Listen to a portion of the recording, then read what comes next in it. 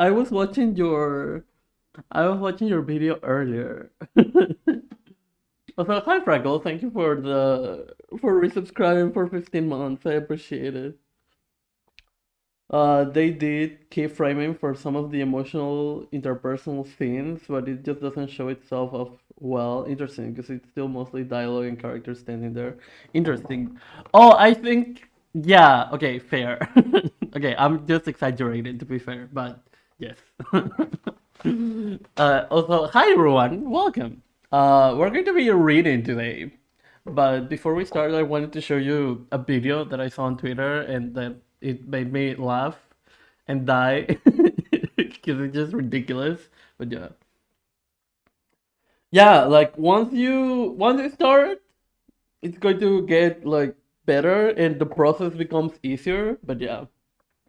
So hi Alexander. Also hi everyone. Hi Ian. Hi Wing. Hi Sam. Hi Freckle. Hi March. Welcome. And hi Alexander. Ah, so many people. It's still mostly dialogue. Yeah, and I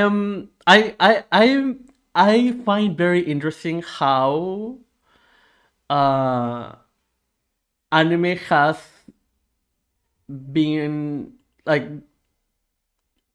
I'm very interested to see in seeing how 3D animation has made its way into anime. And I love like when the first like when Shippuden started, it was the scene where Naruto and Sakura and Sai were looking for Sasuke in the Orochimaru's lair, right? And I was like, oh my god, so much good animation. And then I watched the second episode and it was like, wow. But yeah. Yeah. Honestly, yeah, literally, Ian. Cause Grover, what's his name, has like 8 hour long bits on YouTube, just like reading out his own book. Oh my god, interest. Grover Fur, really interesting. Um, how Khrushchev lied? No, no, we're not going to read that yet. Someday, but not yet. I am not ready. I mean I am ready. I am desperate to read that shit because okay, maybe I will open it just because like the only reason I am terrified of reading that book is because it's literally 400 pages. Okay, I am literally going to show you right now. Khrushchev Light, it's 400 pages. Okay, like it is no easy read. And for Khrushchev Light, I really want to um I want to read it and then make streams about like each section. But yeah. But yeah, like this is like I want to make like for breakfast. Oh my god, Wing. Well, you do, but I don't. Like I am a very slow reader. But yeah. The distance. Okay.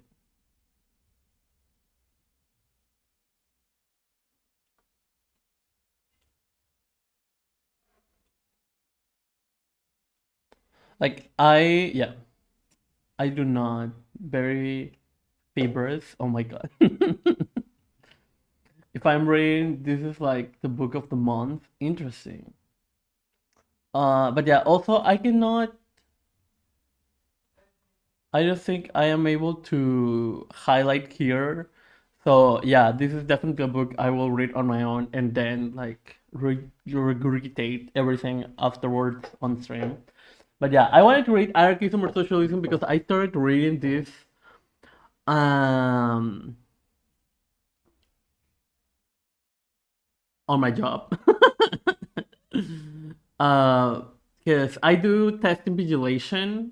Like people have to take English tests, and so I am the examiner basically. But well, I'm not the I am the examiner technically, but I am only there for the reading, writing, and listening part, so I don't do any examination. Um, but yeah, so because I have to kill time basically. In the laptop, I open random text sometimes, and I was reading anarchism or socialism, and I thought it was very interesting. And it was I love the shade. I feel like it is interesting because I find Marx, Engels, and Lenin were way more shady than Stalin, because so far Stalin has been very straightforward, right? And so I find Stalin's shade to be more sneaky because he's more focused on the facts, right?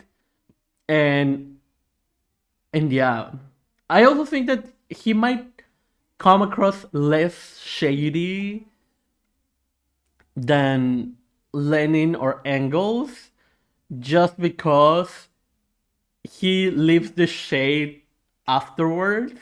So he will give you all the facts and put the shade at the end, right? Whereas even with Parenti, right? Like Lenin would literally start paragraphs shit talking Kotsky.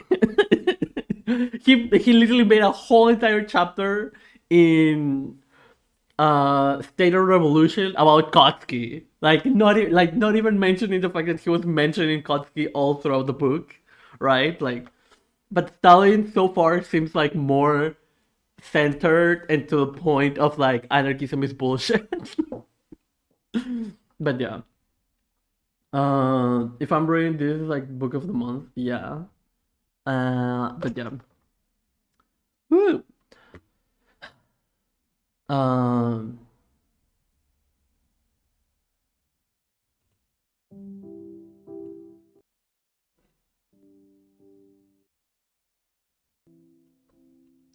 but yeah, okay. Oh, so let's read. Also, I know I haven't done a reading stream in a while. uh, but I hope you'll find this interesting at least, because I have really been wanting to read Stalin for a while. Uh, because I think Stalin is very similar to Mao in the sense that they are basically just adaptations of the theory that came before them, right?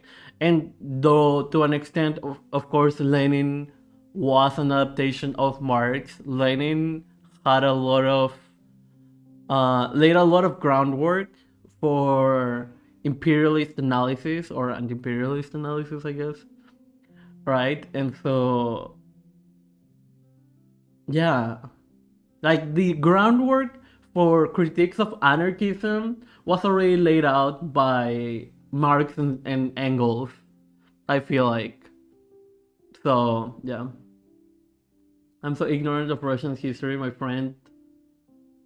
Like to shit recent Stalin and say his policies led to the transition back to capitalism.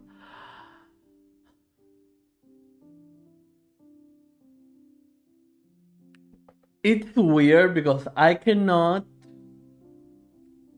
deny that, but Stalin did so much more, and I still have a lot of like blind spots and all the history from last years of Stalin, like the transition between Stalin and Khrushchev is very blurry to me, and so that's why I want to read Khrushchev Light, right? So yeah, but when people typically ask me what did Stalin do, I typically just send them the Constitution of the USSR, because that's a masterpiece. Like I don't know how to explain. It's a masterpiece. I literally cry every time I read the Constitution. Yeah. But Marx was a libertarian socialist. Oh my god. Stop. um, so that's like the basis, you know. Another thing that Stalin did was the collectivization of food that ended, you know, famines in the USSR. So yeah, that happened during Stalin. During Stalin was the last famine that ever happened in all Soviet geography. I don't know how to put it. Because it didn't happen in Russia, it happened in Ukraine, but nevertheless, it was the last, right? So that's something. I don't know. Preventing people from starving, maybe that's something. I don't know. uh, he defeated the Nazis. That's another thing, you know. About politics, and he went, yeah, but Marx was also racist as fuck, and I wanted to die. Oh my god. It's weird because like I wouldn't say Marx was racist as fuck. Marx was just as racist as any other Western European in that period of time, right? Like he wasn't like more racist than your average European, Western European, to be honest. And even then, like most, like even when you see like racism or classism in his writings, it is pretty like discernible. Like you can like that racism that Marx had was completely irrelevant to his ideology, right? And even then, like he built a foundation of an ideology in which you could build upon and easily remove all those reactionary elements of his ideology.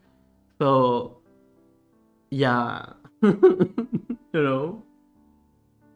The areas affected were from Kazakhstan to areas outside the USSR in Europe. Interesting. Oh, what? Weren't there also famines throughout the Soviet Unions, like Russia and Kazakhstan especially also had their own at the same time as the Holodomor, which you shouldn't use that word, honestly. Uh, that's the thing, like all the famines that happened during the USSR, like all the famines that happened during the USSR happened during Stalin, and those were the last times that they happened. Like we have to understand that though in those areas of Europe and Asia, right? In those areas of Europe and Asia, famines were common. Like just by the nature of the weather, literally, right? And the fact that they developed a system in which they were able to stop those famines from occurring. I don't know. I think that says a lot, right? And again, like Stalin was like still the start, the beginning of the USSR. They were still organizing the entire system. Not to even mention that when the communists, the Bolsheviks came to power, they were literally in the middle of two wars. Like literally Germany was attacking from one side and Japan was attacking from the other side. So there was a lot going on, you know? Like people just don't want to ever mention the realities of what Russia, post-Tsarist Russia, was going on, you know? And so, yeah, yeah. I read that it wasn't some kind of famine directed specifically. Yeah, yeah, exactly. Until they collectivized the farms, defeated sabotagers, and fixed the leaks within information networks. Yeah, yeah, literally. They didn't make thieves out of slaves. True. I want to redefine famine somehow in the United States. For example, there is a segment of the population constantly in the state of hunger or even starving to death. I like honestly true. That seems like it should be branded as a famine created by greed. Yeah, like the it's interesting how people are so quick to mention food deserts in the US when arguing with vegans, but they never talk about the food deserts that still exist in the US in 2022. When talking about, famines around the world. It's almost like they don't care that there are famines literally happening right now in their own country, you know. But yeah, um, but yeah, interesting. But yeah, I always send them the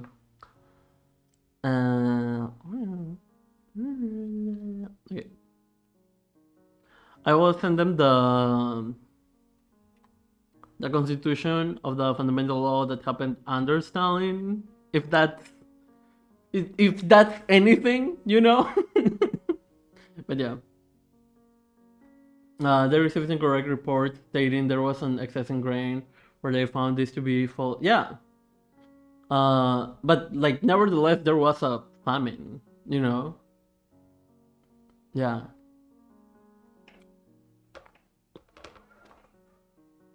Like, I don't know if the famines in uh Kazakhstan and other places happened also because of the the information network problems, leaks.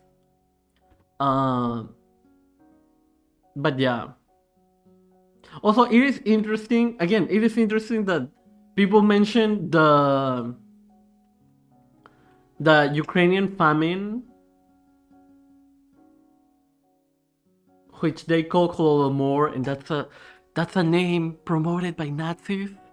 It is interesting that people just talk about the one thing that Nazis were promoting, but they don't talk about like other famines that happened throughout the USSR that were, yeah, I don't know. Pretty interesting. Pretty interesting. Fraud, Famine, and Fascism by Total is a good book. Oh, you know what? I think Ben actually wrote. Ben wrote like a Substack, if I'm not mistaken.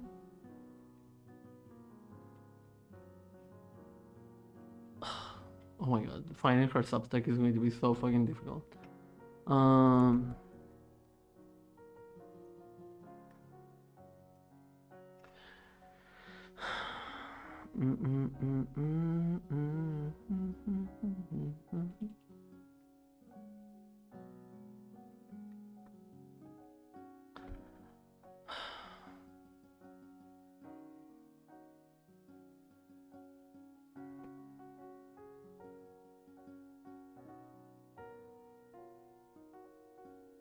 She wrote a piece on her debate with what was his name? Charlie Kirk. And then in there she explained like about the whole war and how that was a no, Blip Blampen. about how that was just Nazi propaganda and stuff, but she's not the best at like giving easy access to her links. So yeah, I think it's in her Twitch, but I'm not sure. Like, look at all this work that I'm doing to try to find her Substack. Like, no one should have to put this much effort, right? Like, I don't know. Like, no one should have to put this much effort, right? Like, I don't know. See? Like, no one should have to put this much effort. Is there a Substack here? Substack. No. Okay. Well, whatever. But yeah. Okay. Before we start reading, I just wanted to share this with y'all because I just randomly saw this on Twitter and was like, I don't know what's happening, but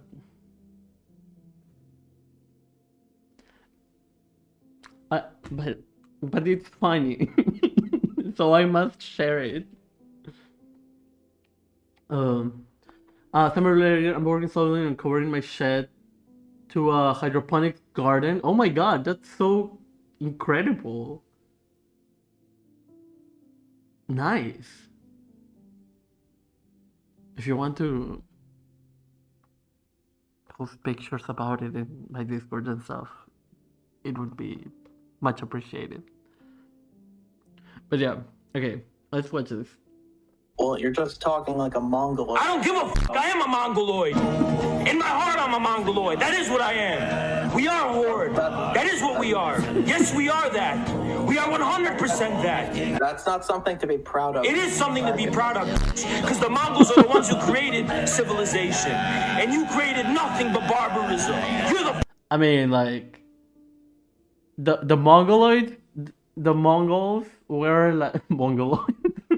The Mongols were like, I would like they didn't create civilizations. Like civilizations already existed, right? Like, I guess you could make an argument that they created like what modern civilization looks like, but even then, like there were already pretty sophisticated types of civilizations, and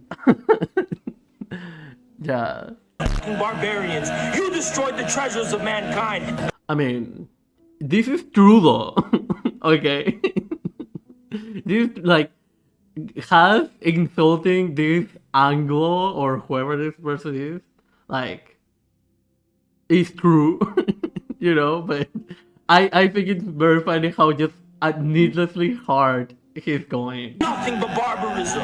You're the fucking barbarians. You destroyed the treasures of mankind. The Mongols only united it. Based empire. True. What the fuck do you know about civilization? What the fuck do you know about pride? What the fuck do you have to be proud of? Except looting, genociding, and destroying the cultures and peoples and wealth of this world. What the fuck do you know, Cans Cock? Well, you're the one here chimping out, so. I am chipping out. Oh my god. Frackle! Oh my god, I saved you, Frackle.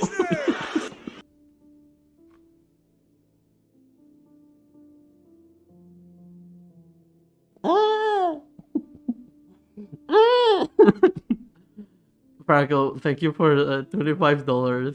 I never know how to. Thank you. Thank you. I appreciate it. That means a lot. Thank you. I hope. Yeah, thank you. Because I'm a fucking human being, and you're a little soy boy cock little. Honestly, I was really impressed by that comeback. Like, he said, "Oh, you're chipping out." I am chipping out, because I'm a fucking human being. Like, him saying, "I'm chipping out because I'm a human being." I thought it was a pretty clever response. Not going to lie. Like, I thought, interesting. Wow, we stand like acknowledging emotions, you know, and going against toxic masculinity, you know, even though he's quite literally displaying toxic masculinity by being so aggressive. But, you know, if you remove the part where he's literally screaming, saying that he's tripping out because he has emotions is pretty deep, you know. And you're a little soy boy cuck, little bitch. You This part of the response, other one, maybe he could have just not, you know.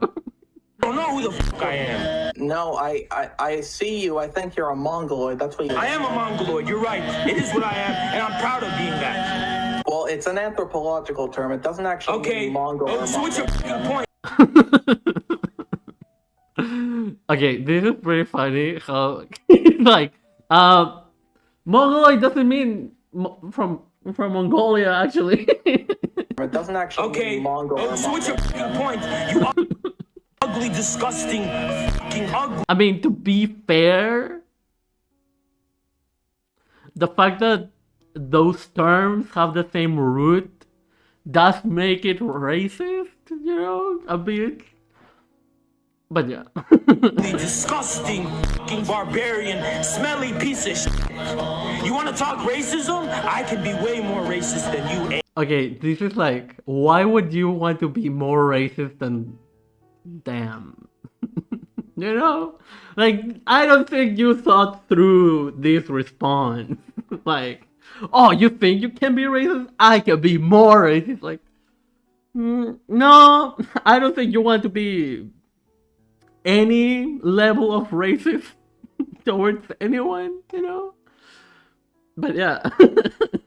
Angloid. What fucking civilizations did Angloids ever fucking have? It needed the Romans to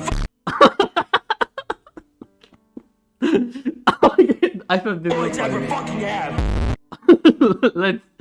let's just pretend Australia doesn't exist.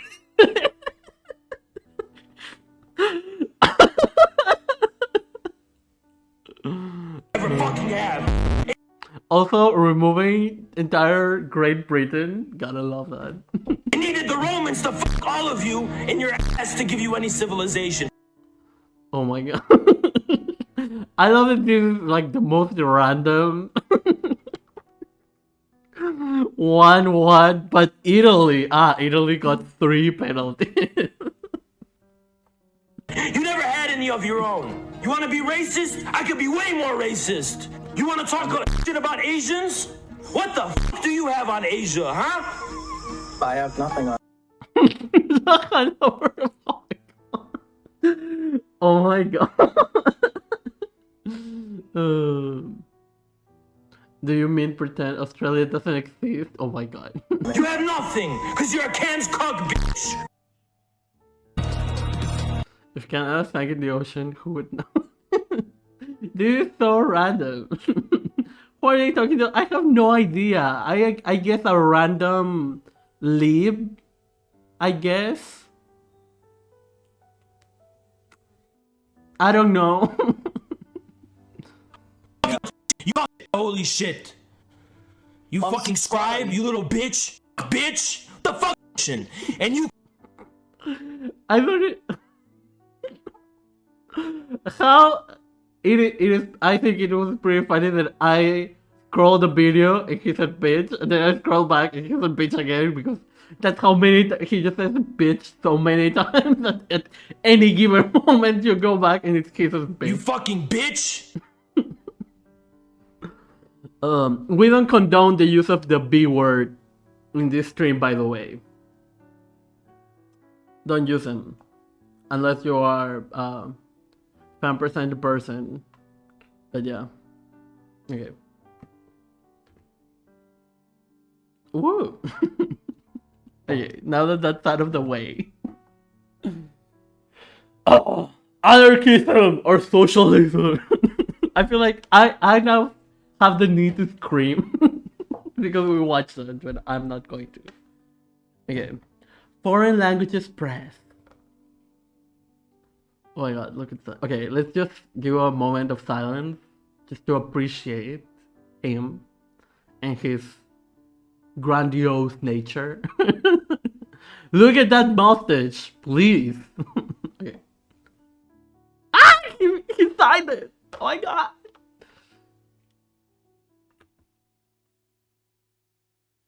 Anarchism or socialism. Also, I love that he just randomly shades Trotsky for the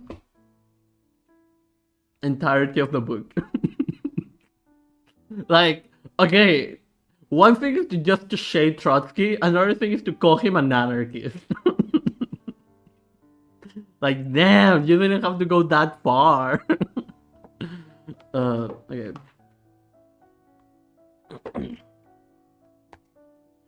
Anarchism or socialism? I will also be reading the notes, because they are interesting.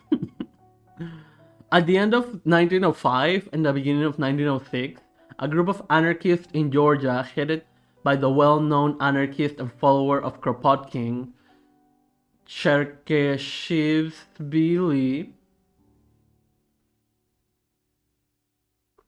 and his supporters, Mikako Tsareleli and Shalba Gogelia, and others, conducted a fierce campaign against the Social Democrats. This group published in Tiflis, the newspaper Novati Musha, and others. The anarchists had no support among the proletariat, but they achieved some success among the class and petty bourgeois elements. Interesting. Joseph Stalin wrote a series of articles against the anarchists under the general title Anarchism or Socialism. The first 4 installments appeared in Akali Skovreva in June and July of 1906. The rest were not published as the newspaper was suppressed by the authorities. In December 1906 and January 1st, 1907, the articles that were published in Akali Trosheva were reprinted in Akali Drojeva in a slightly revised form, with the following editorial comment. Recently, the Office Employees Union wrote to us with the following editorial comment. Recently, the Employees Union wrote to us suggesting that we should publish articles on anarchism, socialism, and cognate questions. The same wish was expressed by several other comrades. We gladly meet these wishes and publish these articles. Regarding them, we think it necessary to mention that some have already appeared in the Georgian press, but for reasons over which the author had no control, they were not completed. Nevertheless, we considered it necessary to reprint all the articles in full and requested the author to rewrite them in a more popular style, and this he gladly did. It is interesting because a lot of the... Oh, it's okay, Alexander. It's interesting because in a lot of the writings of Lenin and Stalin, or in general of those periods, because I have seen a couple of that rhetoric, like trying to cater to a wider audience and to a public in Luxemburg's writings. And by writings I mean one article, I think. But I think it is interesting how they would literally write how they wanted the writings to be popular, to be read by many people, and they just transparently admitted that they are literally writing literally in State and Revolution. Lenin is like, I will quote Engels even though I know quotes are tiring to read and the reader might not be attracted to that. But regardless, it is necessary for me to quote Engels because this shit has been going for way too long when Engels already debunked it. So yeah. Regarding them, we think it's necessary to mention that Some have already appeared in the Georgian press. Nevertheless, we considered it necessary to reprint all the articles in full and requested the author to rewrite them in a more popular style, and this he gladly did. Wait. In 1905, communists were social democrats. Interesting. Oh, got it. Got it. There wasn't yet that split. Interesting. Or that change of labels.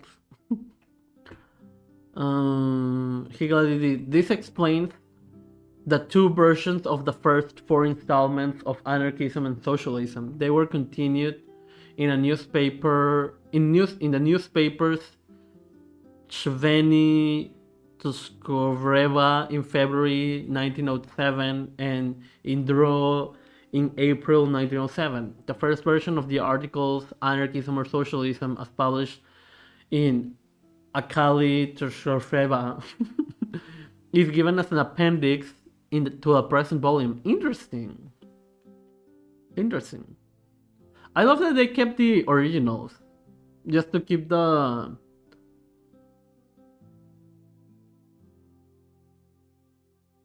just to keep them. And to show, like, the people, what were the original saying. But yeah, that split is breaking up in the Second International. That's where Bernstein happened, right? Bernstein, more like Bernie. Okay. A daily our life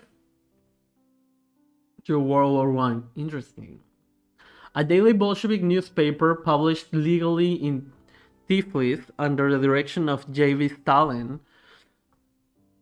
A Bolshevik newspaper published legally in Tiflis under the direction began publication on February 18th, 1907. In all 13 numbers were issued. It was suppressed on March 6, 1907 for its extremist trend. Interesting. Dro, a daily Bolshevik newspaper published in Tiflis after the suppression of the AnarchoTrotskyism, ran from March 11th to April 15, 1907, under the direction of Stalin, Trotskyism, and Davitashvili, who were members of the editorial board. In all, 31 numbers were issued. Interesting. Okay. The hub of modern social life is the class struggle. In the course of this struggle, each class is guided by its own ideology. The bourgeoisie had its own ideology, so-called liberalism. The proletariat also had its own ideology. This is all well known, is socialism. Liberalism must not be regarded as something whole and indivisible. It is subdivided into different trends corresponding to a different strata of the bourgeoisie. Nor is socialism whole and indivisible. In it there are also different trends. We shall not here examine liberalism. That task had better be left for another time. We want to acquaint the reader with only with socialism and its strengths. We think that he will find this more interesting. Socialism is divided into three main trends: reformism, currently Socialism, anarchism, and Marxism. All I'm going to say is, literally, since before I became an actual Marxist, I was saying Marxism and anarchism were incompatible, and anarchists to this day want to cope and seize and say that Marxism is somehow compatible with anarchism when dialectics alone, like not even Marx dialectics, Hegelian dialectics already like are incompatible with anarchism. So when you put in like materialism onto dialectics, like it is going to be completely incompatible with anarchism. But yeah. Reformism, bursting in others, which regards socialism as a remote goal and nothing more. Reformism, which actually repudiates the social revolution and aims at establishing socialism by peaceful means, reformism, which advocates not class struggle but class collaboration, this reformism is decaying day by day, is day by day losing all resemblance to socialism, and, in our opinions, it is totally unnecessary to examine it in these articles when defining socialism. Honestly, true. Honestly, yeah, reformism is not socialism. As simple as that. It is altogether, yeah, literally irrelevant. It is altogether different with Marxism and anarchism. Both are at the present time recognized as socialist trends. They are waging a fierce struggle against each other. Both are trying to present themselves to the proletariat as genuinely socialist doctrines. And of course, a study and comparison of the two will be far more interesting for the reader. We are not the kind of people who, when the word anarchism is mentioned, turn away contemptuously and say with a superstitious wave of hand, why waste the time on that? It's not worth talking about. Oh my god, I'm literally Stalin. Like, this is literally why every single motherfucking stream, even when we stop like looking into anarchism, I would have to bring up anarchism because it's literally impossible not to talk about it. Like, we have to engage with the realities, right? And it's like, but yeah, okay, whatever. I'm literally Stalin. Okay. We think that such cheap criticism is undignified and useless. Oh my god, I love him. Is left of Stalin. Literally. I mean, literally, because I am like way more like socially progressive. So yeah, like most people should be left of Stalin at this point. You would think, and then you have fucking nazballs.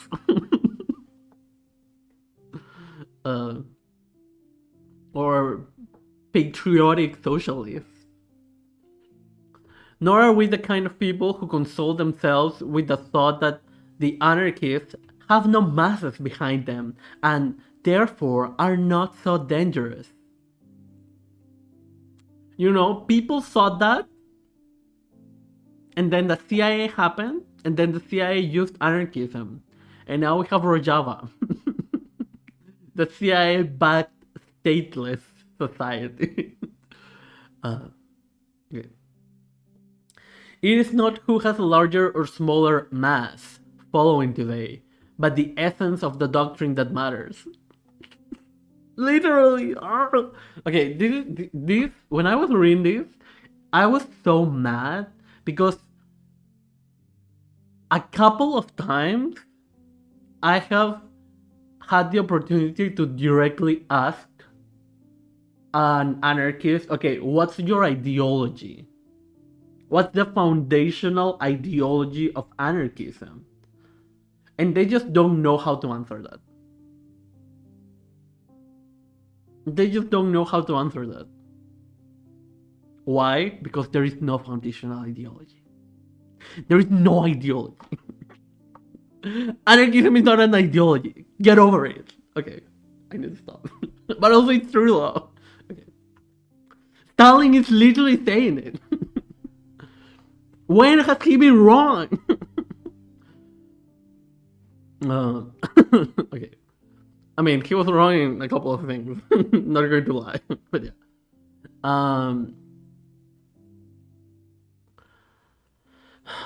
Therefore, but the essence of the doctrine that matters. If the doctrine of the anarchist expresses the truth, then it goes without saying that it will certainly hew a path for itself and will rally the masses around itself. If, however, it is unsound and built up on false foundation, what did I just say? What did I just say? I don't know. Yeah. I, okay. It will last long and will remain suspended in mid-air. But the unsoundness of anarchism must be proved. Some people believe that Marxism and anarchism are based on the same principles, and those some people still exist, weirdly enough, and that the disagreements between them concern only tactics. Literally half the left today. So that in the opinion of these people, it is quite impossible to draw a contrast between these two trends. This is a great mistake. I love Stalin. We believe that anarchists are real enemies of Marxism. Accordingly, we also hold that the real struggle must be waged against real enemies. Therefore, it is necessary to examine the doctrine of anarchists from the beginning to end and weigh it up thoroughly from all aspects. Okay, this is the biggest critique I have with this text, and is that at least from in the beginning, Stalin never quotes any anarchist, and so he just talks about anarchism's slogan and anarchism's like idea, but he never gives me something that I can say, oh, like these anarchists said this, or based on this movement is why he gets the idea that anarchism is this, right? And so, as much as I still agree with what we are going to read, I do think it is a bit irresponsible for him not to. I don't know if irresponsible is a word, but I don't think he's like approaching this criticism in the best way, you know. But yeah, take half a shot every time Seb says "I love him" with reference to Stalin. Oh my god. But yeah, so yeah, beware of that. I don't know if he actually quotes anarchists later in the book, but so far he hasn't, or at least in the first part he won't, and that like raises a red flag for me.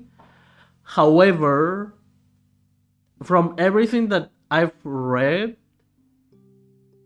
he doesn't say anything that I haven't experienced firsthand. So, yeah. But yeah, okay, I will read so you all understand.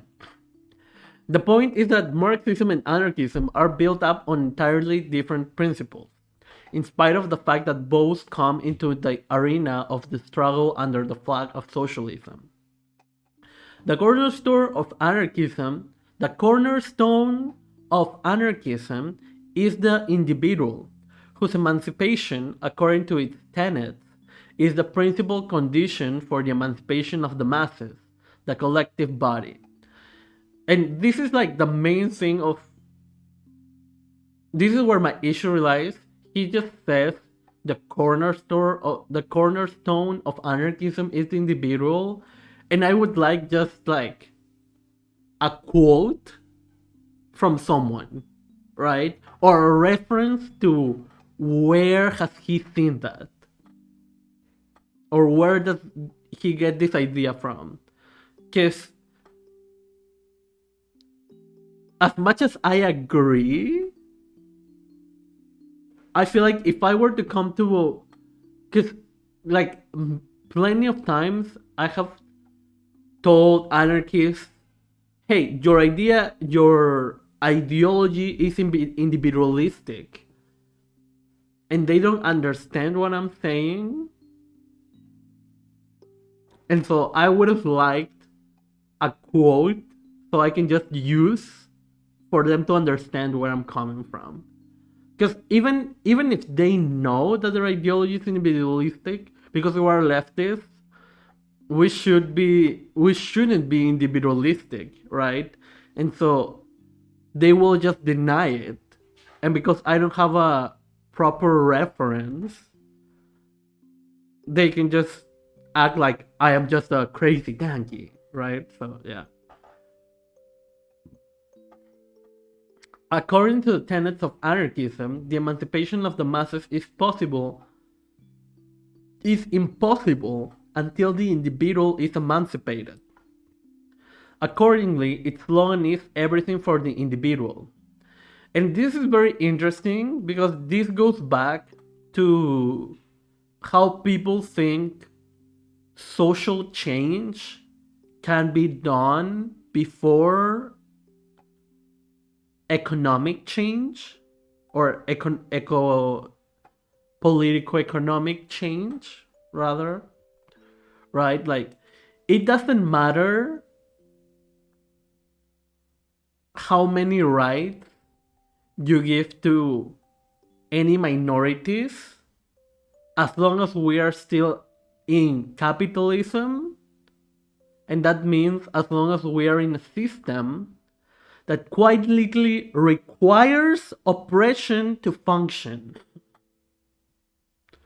So unless you suddenly manage to get all rights for all minorities and immediately after that change the system somehow, like, that strategy will never work. That's why, for example, abortion is codified in China's law, because they are already fundamentally working for the interests of the working class. Abortion not being an option, people not having access to safe abortions, is in the interest of capital. Because that keeps women under the subjugation of not just men, but capital.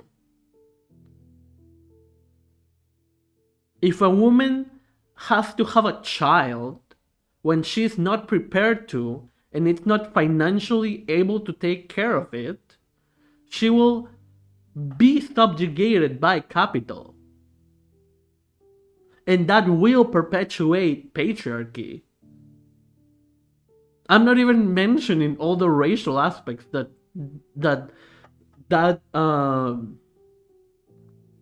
event can play into.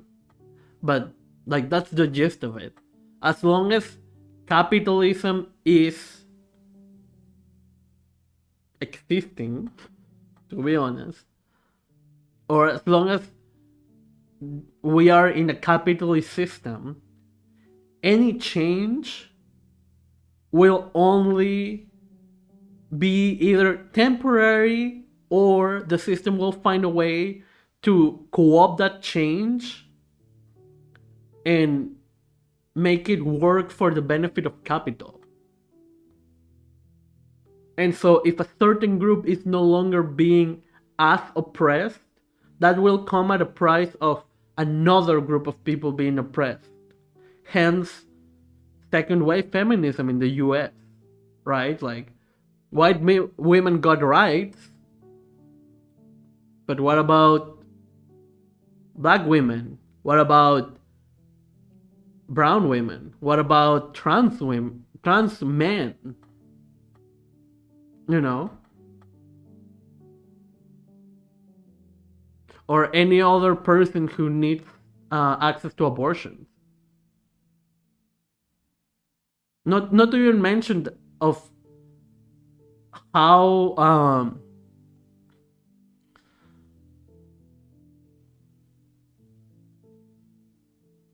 how the how second wave feminism completely didn't take into account the class aspect of what they were asking. Because yeah, they gave certain legal protections in medicine, right? But that didn't guarantee actual access to medicine to the people.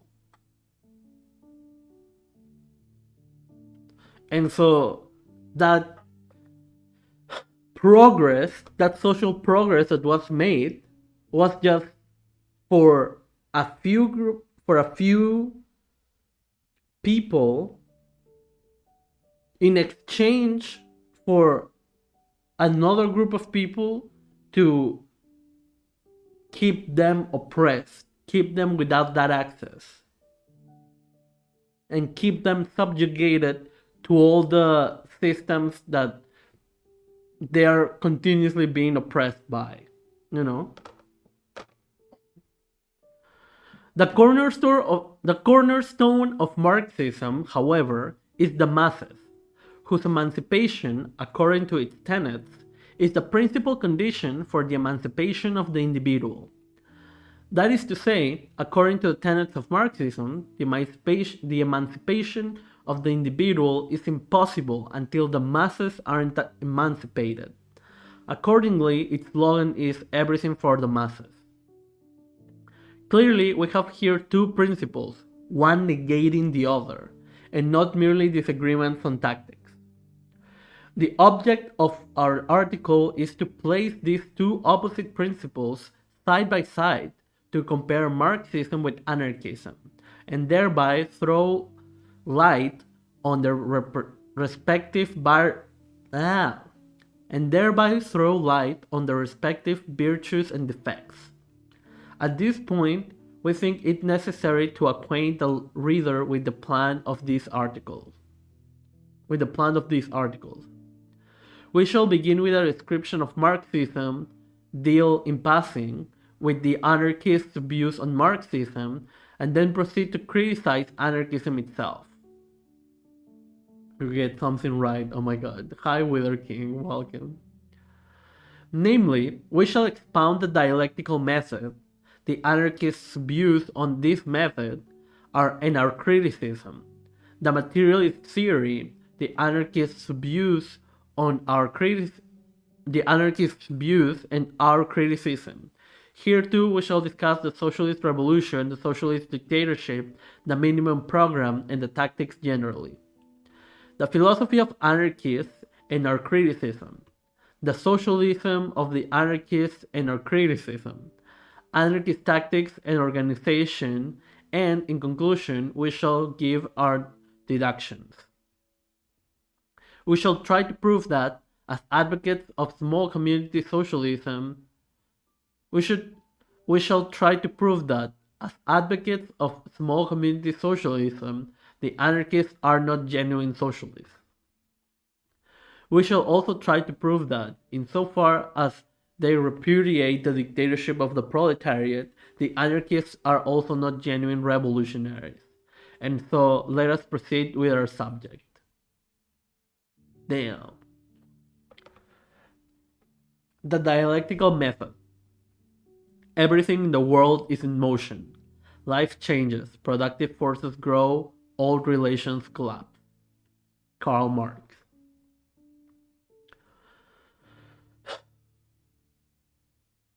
I'm an isolate, oh my god.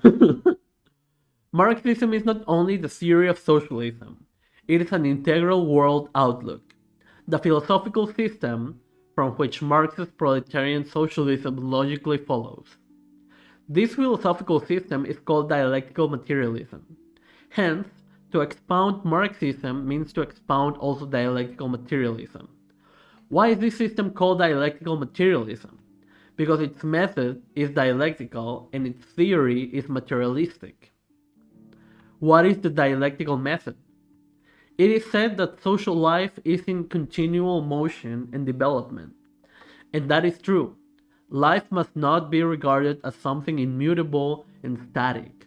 It never remains at one level. It is in eternal motion, in an eternal process of destruction and creation. Therefore, life always contains the new and the old, the growing and the dying, the revolutionary and the counter-revolutionary. The dialectical method tells us that we must regard life as it actually is. We have seen that life is in continual motion. Consequently, we must regard life in its motion and ask, where is life going? We have seen that life presents a picture of constant destruction and creation. Consequently, we must examine life in its process of destruction and creation and ask, what is being destroyed and what is being created in life? That which in life is born and grows day by day is invincible. Its progress cannot be checked.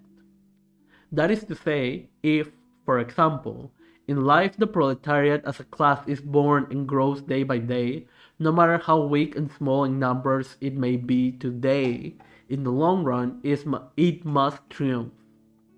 Why? Because it is growing, gaining strength, and marching forward. On the other hand, that which in life is growing old and advancing to its grave must inevitably suffer defeat, even if today it represents a titanic force. That is to say, if, for example, the bourgeoisie is gradually losing ground and is slipping farther and farther back every day, then no matter how strong and numerous it may be today, it must, in the long run, suffer defeat. Why? Because as a class, it is decaying, growing feeble, and growing old, and becoming a burden to life. True! Somewhere it's going to a larger depth, oh my god. Hence arose the well-known dialectical proposition, all that which really exists, i.e., all that which grows day by day is rational, and all that which decays day by day is irrational, and consequently cannot avoid defeat. I mean, this is why in late stage capitalism,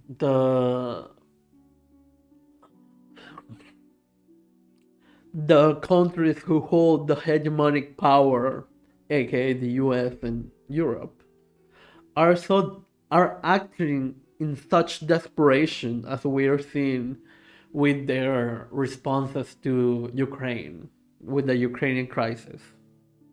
You know? For example, in the 80s of the last century, a great controversy flared up among the Russian revolutionary intelligentsia.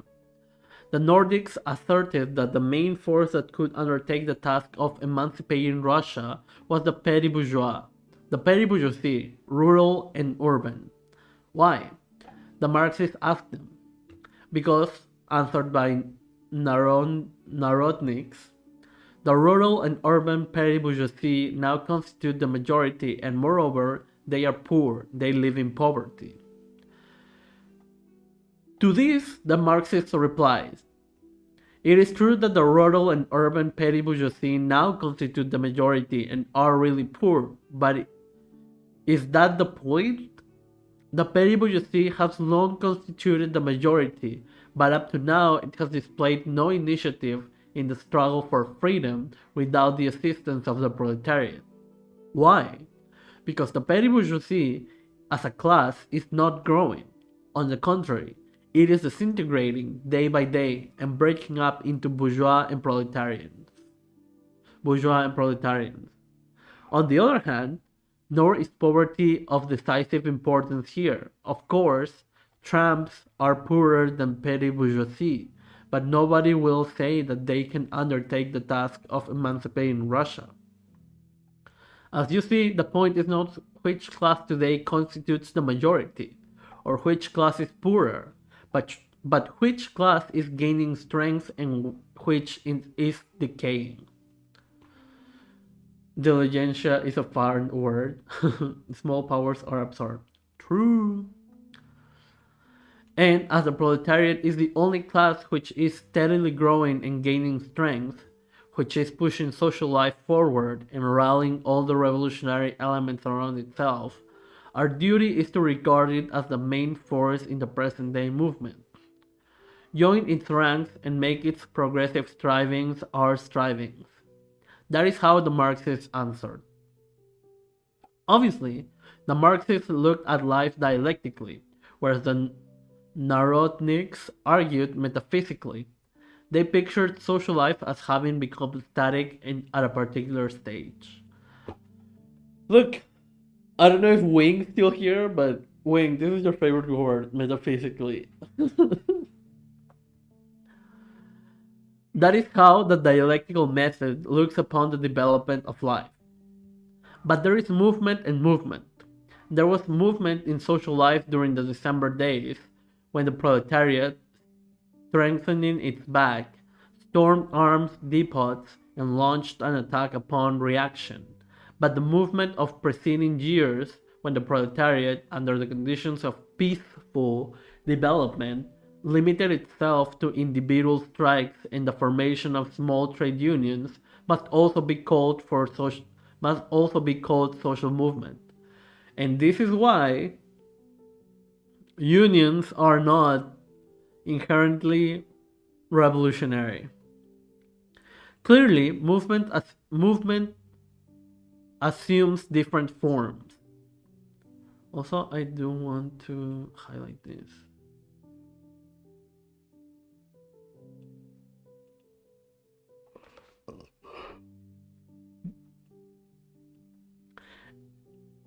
Clearly, movement assumes different forms, and so the dialectical method says that movement has two forms, the evolutionary and the revolutionary form.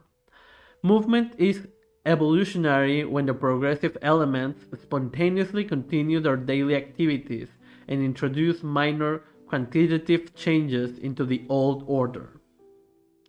Movement is revolutionary when the same elements combine, become imbued with the single idea, and sweep down upon the enemy camp with the object of uprooting the old order and of introduction and of introduction and it I'm sorry. That regarding the 1905 revolution. I think so. Unions majority exist to better working conditions, but they can be completed if you don't know the rules of the game. Yeah, which started peaceful petitioners were fired upon the palace guards in St. Petersburg. Oh, interesting. Started peacefully. Started when peaceful. Oh, got it.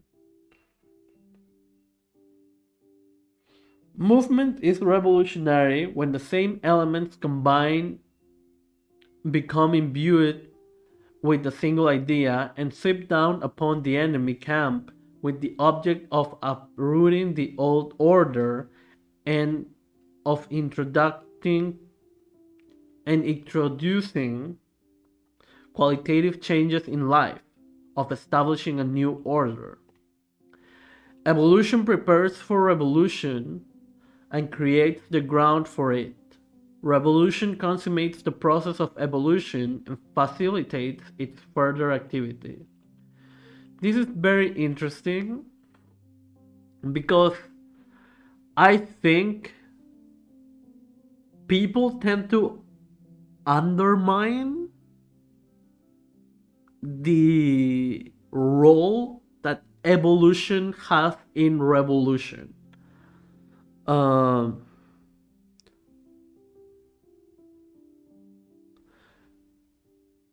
Yeah, I think it was in the interview with BJ Prashad in Breakthrough News that BJ was talking about how the left needs to build itself before they can do anything. And so he was talking about, like, for example, how some people were disappointed with Boric because they thought he was more left leaning. Boric being the Chilean president. And even though he's progressive, he's no communist or socialist. But the reality is that in comparison to the last president, he's a huge step up and definitely a step forward for the Chilean left. I think this is the main reason why every time people are asked about the pink tide in Latin America, people who actually know what's going on in Latin America are very reluctant to say that there is another pink tide, because there isn't. We are seeing a very pale pink tide right now. We are seeing how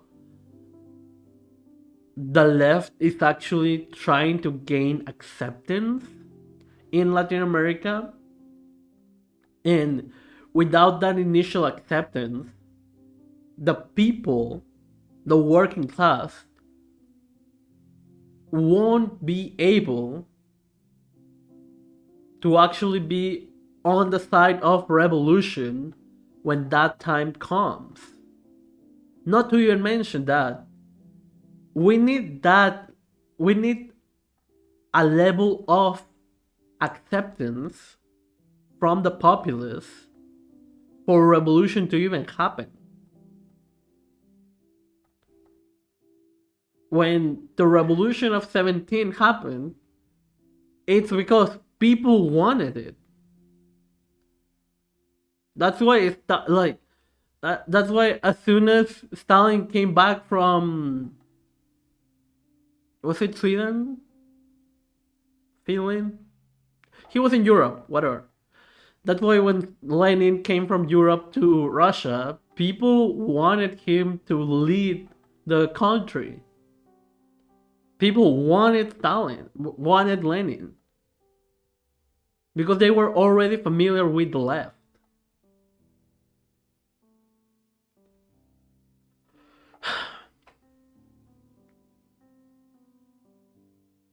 Yeah. However, I think that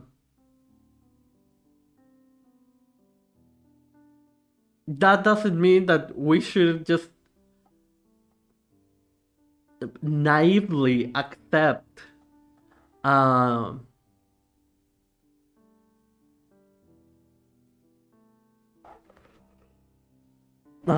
beginning level leftists and not critique them and see their flaws and their faults and their faults, right? Especially socialists and communists. We have to understand that as much as it is not bad, arguably good in the long run, to have these lower left people in power, right? That doesn't mean that we should just accept them with their lack of revolutionary thought or revolutionary action. But we should rather take advantage of their albeit small leftism and use that to further push our agenda, that is to emancipate the working class, you know? Okay. We people must organize to have power for change. Yeah. Literally. Unity in diversity, not assimilation. Yeah. Similar processes take place in nature. The history of science shows that the dialectical method is a truly scientific method.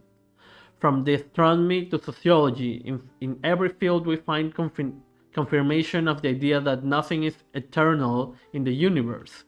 Everything changes, everything develops. Consequently, everything in nature must be regarded from the point of view of the movement, development. And this means that the spirit of dialectics permeates the whole of present-day science. As regards the form of movement, as regards the fact that according to dialectics, minor qualitative changes sooner or later lead to major qualitative changes, this law applies with equal force to the history of nature. Mendeleev's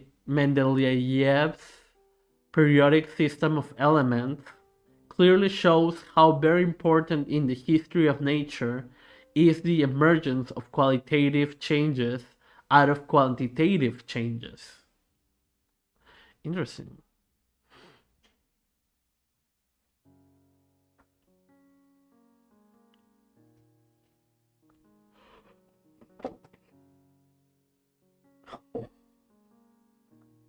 Like, reading this, I am thinking about how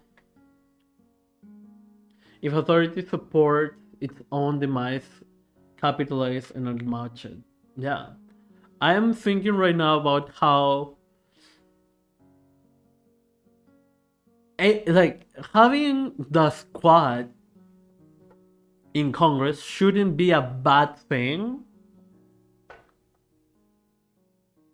but the fact that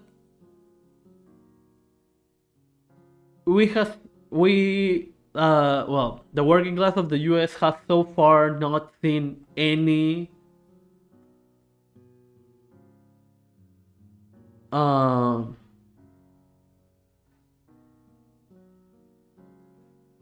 progress,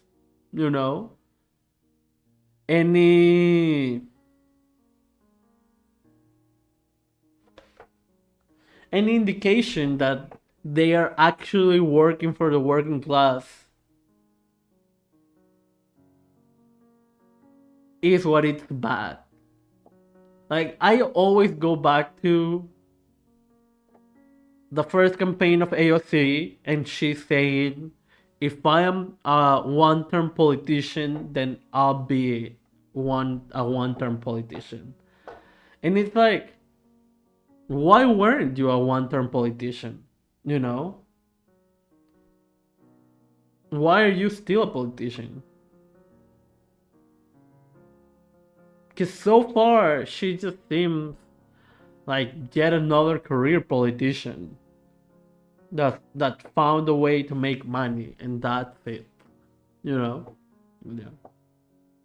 Is there to misdirect revolutionary energy, make people think, well, at least there's someone who listens when they don't. Yeah, no, literally. And the new Cuban Family Code, which has gay marriage and homo adoption, was approved in Parliament, and now it goes to referendum.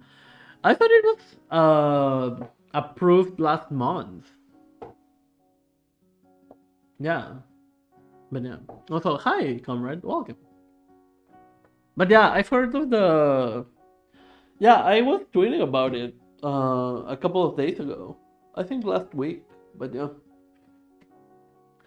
The same thing is shown in biology by the theory of neo-Lamarckism, to which neo-Darwinism is yielding place. Okay, this is weird. I have no idea what this means. We shall say nothing about other facts on which Frederick Engels has thrown sufficiently full light in his anti-doctrine, such as the content of the dialectical method.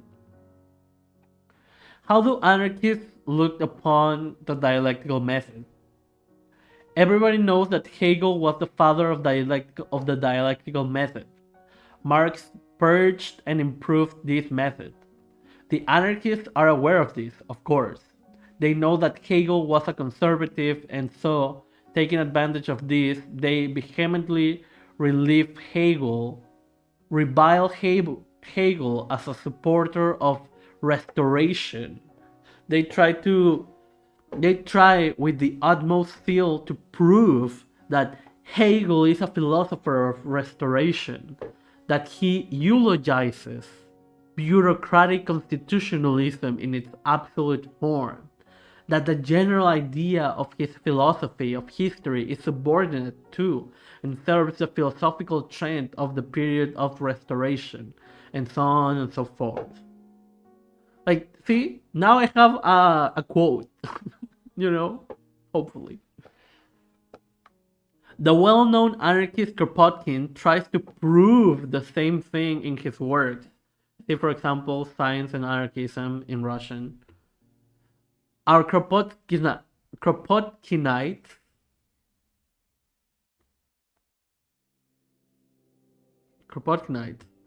from Churchill right down to SHG, all with one voice echo Kropotkin. True, nobody contests what they say on this point. On the contrary, everybody agrees that Hegel was not a revolutionary. Marx and Engels themselves proved before anybody else did in their critique of critical criticism.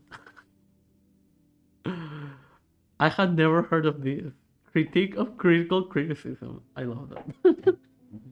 Hegel is now getting engaged with outside of Zizek. Oh my god. True. That Hegel's views on history fundamentally contradict the idea of sovereignty of the people.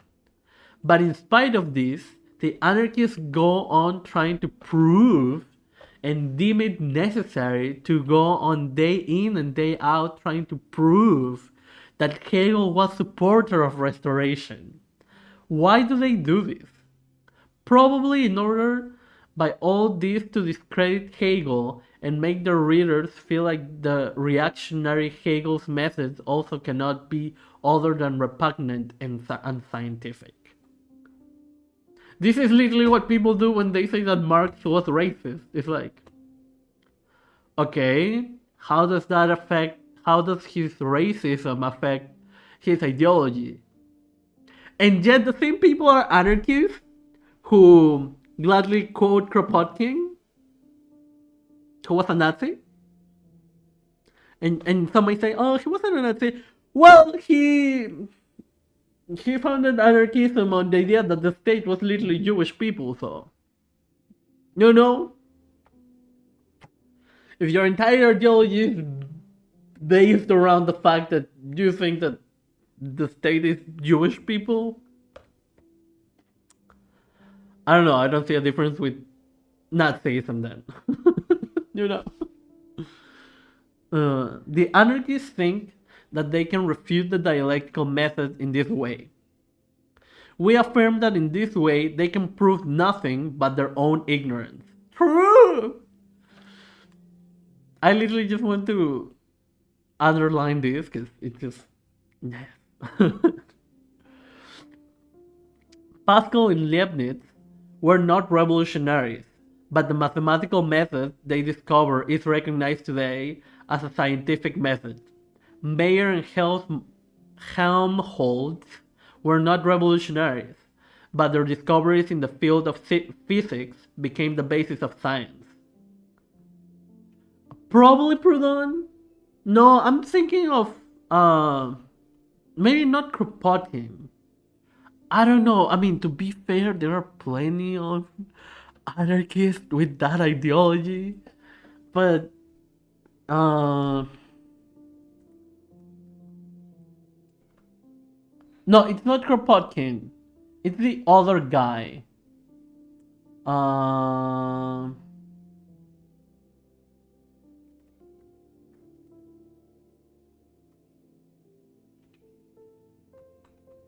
Anarchist.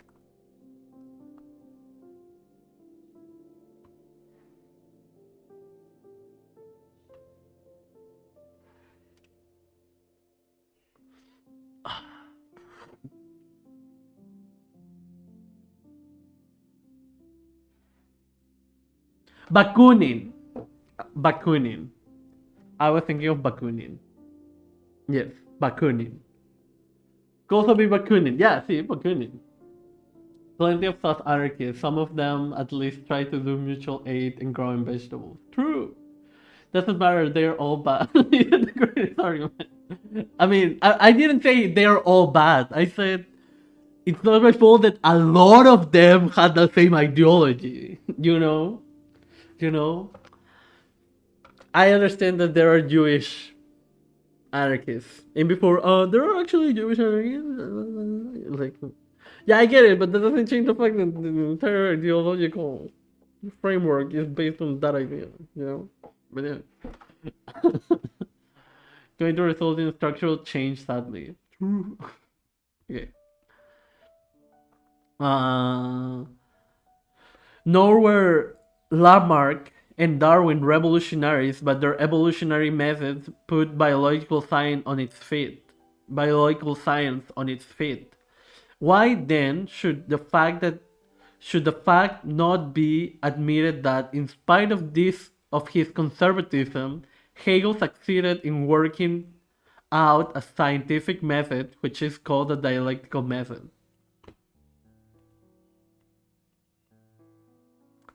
Okay, this is such a good quote. Because it's true, right? Like, you know that the person who invented the light bulb was a reactionary? Are you using light bulbs? Should you just stop using light bulbs because of that? Are light bulbs racist?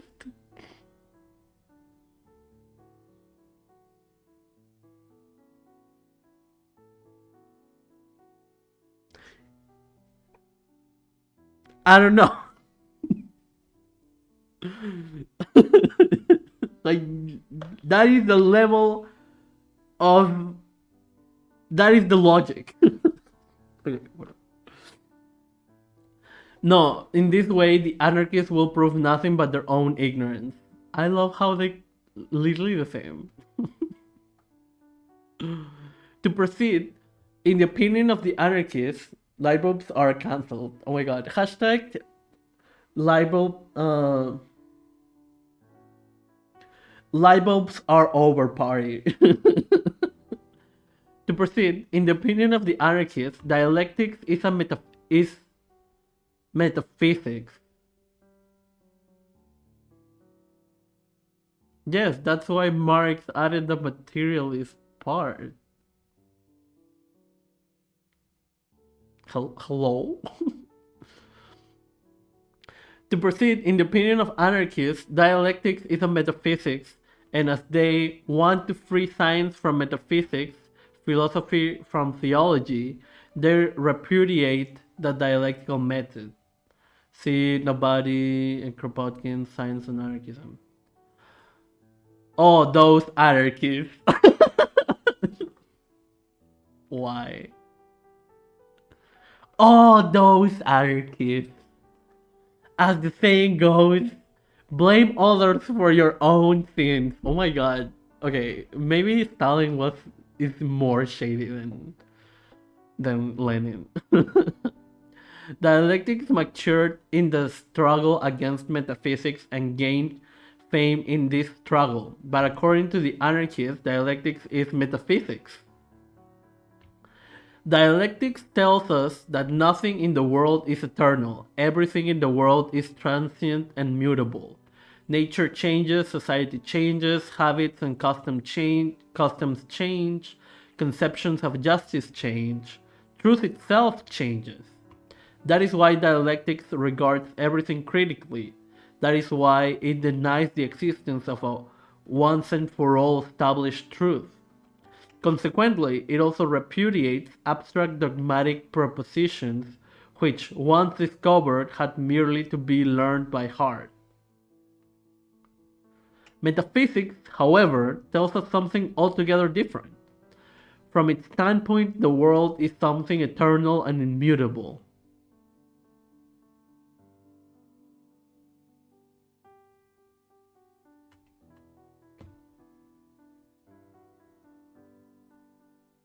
Wow, okay, maybe this is truly just true. I was like, Stalin is being too shady here. No, he's just stating facts. We love anarchism or socialism. Yes, also hi Bolin, welcome. Dialectics. Okay, metaphysics, however, tells us something altogether different. From its standpoint, the world is something eternal and immutable. It has been once and for all determined by someone or something. That is why that is why the metaphysicians always have eternal justice or immutable truth on their lips. Oh my god, Stalin. Proudhon, the father of the anarchists, said that there existed in the world an immutable justice determined once and for all.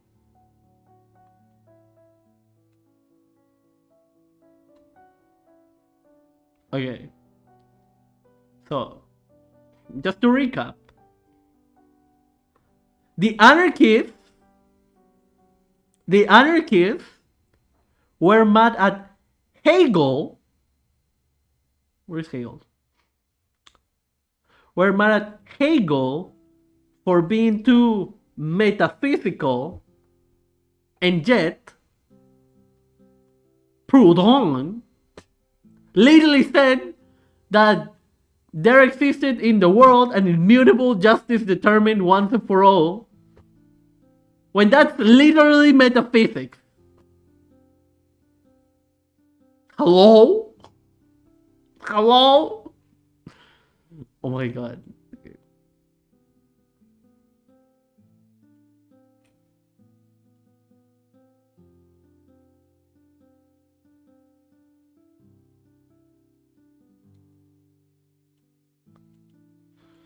Possible US white flag gonna get raised in Ukraine soon. Oh my god. According to Telegram sources, interesting. It is interesting that somehow Telegram and some parts of Twitter are way more creditable than actual like news sources. You know, actual journalistic news sources. You know, yeah. That is why Proudhon has been called a metaphysician. Marx fought Proudhon with the aid of the dialectical method and proved that since everything in the world changes, justice must also change, and that consequently immutable justice is metaphysical nonsense. Damn! Karl Marx going for the jugular. That's a thing, right? I haven't literally never seen books thing. Oh my god! Hi, Bird King. Welcome. It's been a while. I hope you're doing okay. Possible U.S. wide. Russia has signed security guarantees so Ukraine can ship out grain. Interesting. Good luck with the mine through. Guaranteeing no attacks on Odessa for 120 days. Hi, Harley. Welcome. U.S. security aide recently interviewed stated not to consider long-range rockets for those HIMARS being supplied for Ukraine. Also started a no-jet fighter are going to be supplied. Interesting. I'm glad I'm just ignoring Ukraine. Okay, I'm not ignoring Ukraine because I keep getting the Mango news updates, but you know, silver exists for a reason. Yeah. was metaphysical nonsense. The Georgian disciples of the the Georgian disciples of the metaphysician Proudhon, however, keep reiterating that Marxist dialectics is metaphysics. Metaphysics recognizes various nebulous dogmas, such as, for example, the unknowable, the thing in itself, and, in the long run, passes into empty theology. Wow. Stalin just went there. In contrast to Proudhon and Spencer, Engels combated these dogmas with the aid of the dialectical method. See Ludwig Feuerbach. But the anarchists, the disciples of Proudhon and Spencer, tell us that Proudhon and Spencer were scientists, whereas Marx and Engels were metaphysicians. Even though we literally just were. One of the two things, either the anarchists are deceiving themselves, or else they do not know what they are talking about. Damn. Such strong word. We're covering the silliness in anarchism or socialism. I mean, I don't know what you're talking about silliness, but yes.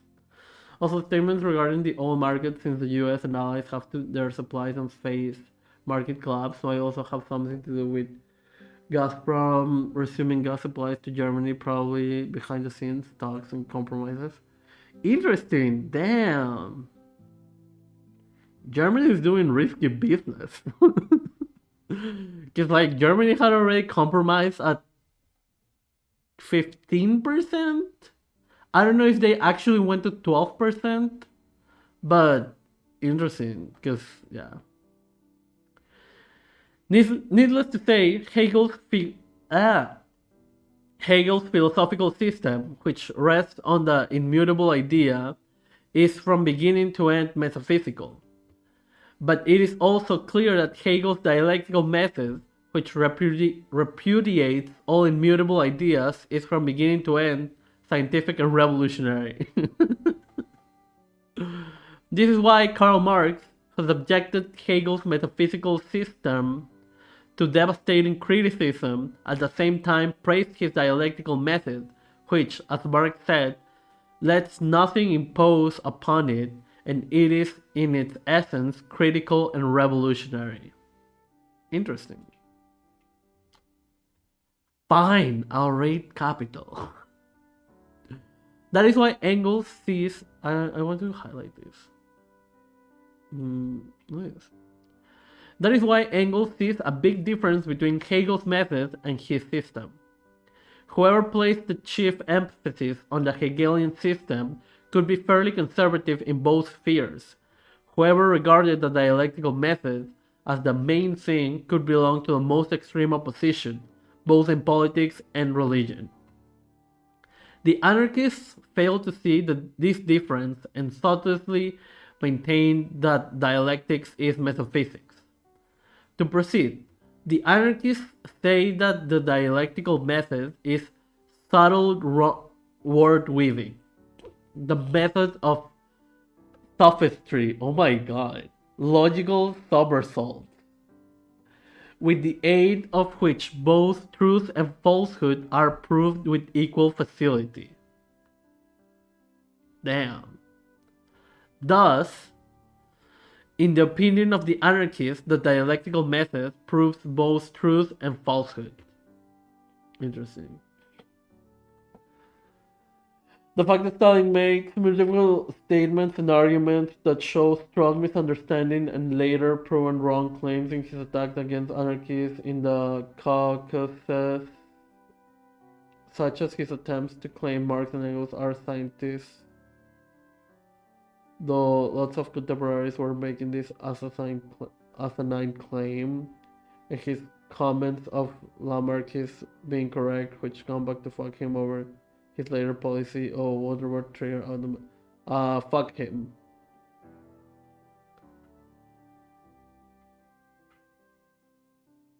A strong misunderstanding of what? Later proven wrong claims in his attack against anarchists in the Caucasus. Typically Marx and Engels.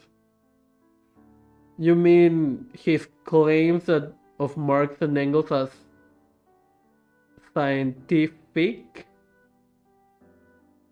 Because there's a difference between scientific and scientists. But yeah.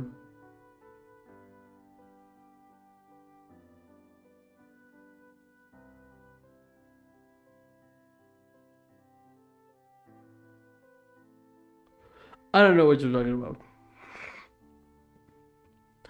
At first sight, it would seem that the accusation advanced by the anarchists had some foundation. Listen, for example, to what Engels says about the follower of the metaphysical method, his communication is yeah, nay, nay, for whatsoever is more than this comment of evil. For him, a thing either exists or does not exist.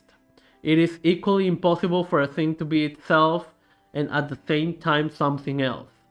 Positive and negative absolutely exclude one another. How is that? The anarchists cry heatedly.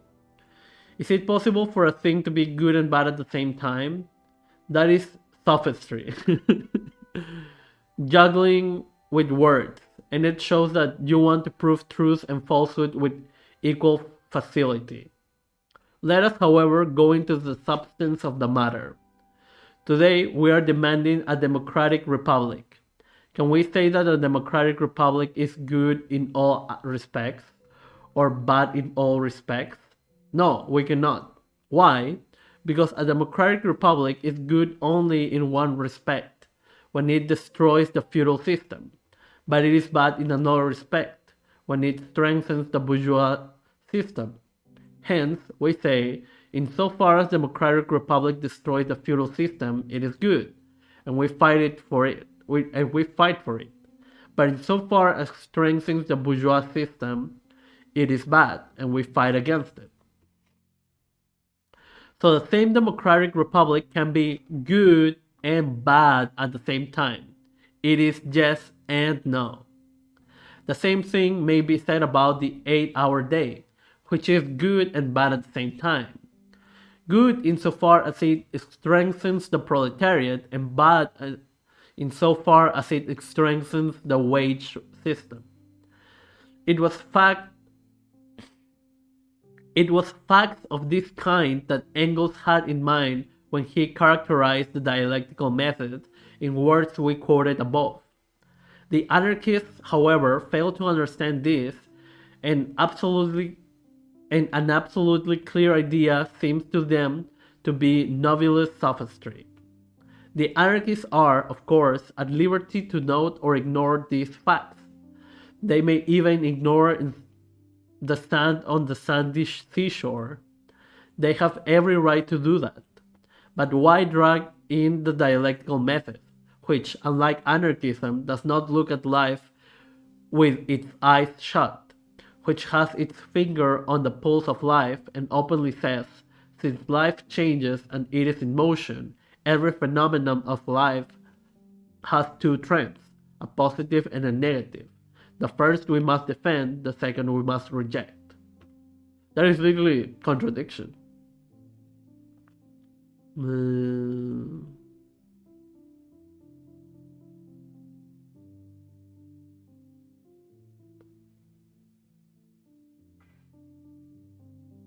The dialectical method of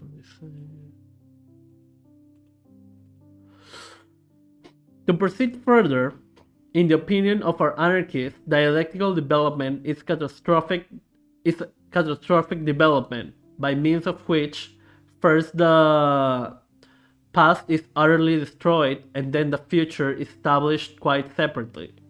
Cuvier's cataclysms were due to unknown causes, but Marx and Engels' catastrophes are engendered by dialectics. Is that what dialectical method says? I'm still fascinated. Dialect.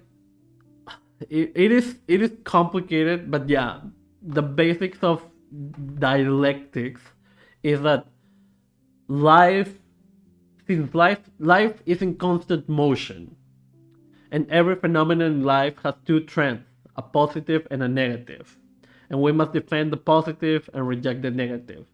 I think a good explanation of dialectics, I think the best explanation of dialectics is on contradiction, because Mao truly gives you the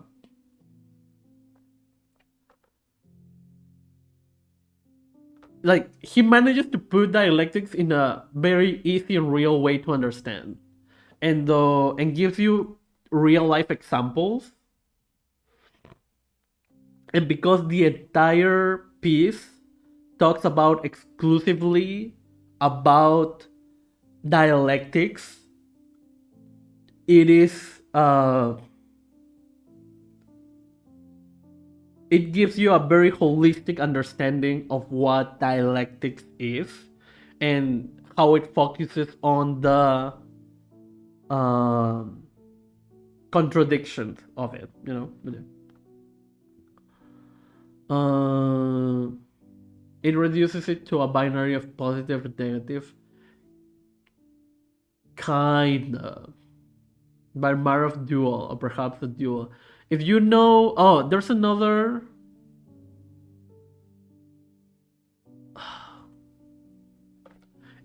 I feel bad because I always want to reference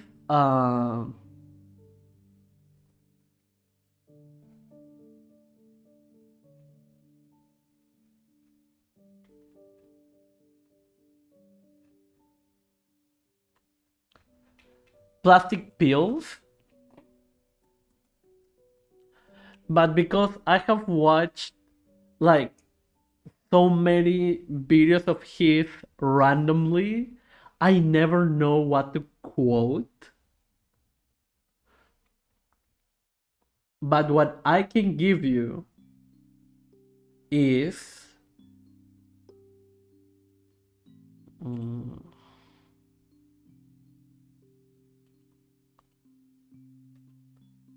ontology. This video about ontology, which like ontology is like a advanced term, but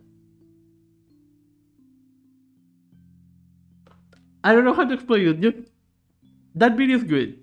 It takes a while to understand because I've had to watch that video about ontology like a couple of times, but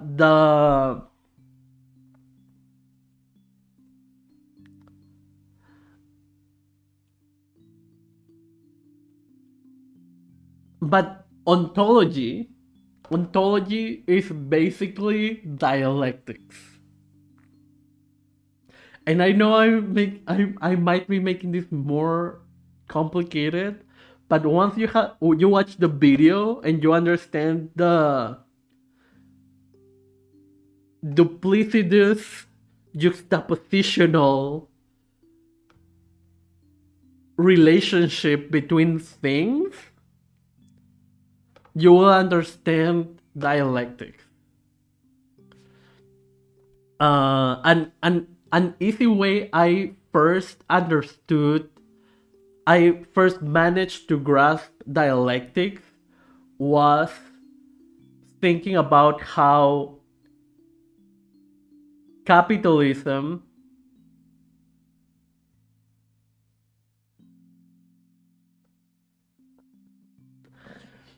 another of the basis of Marx dialectics I think you appreciate.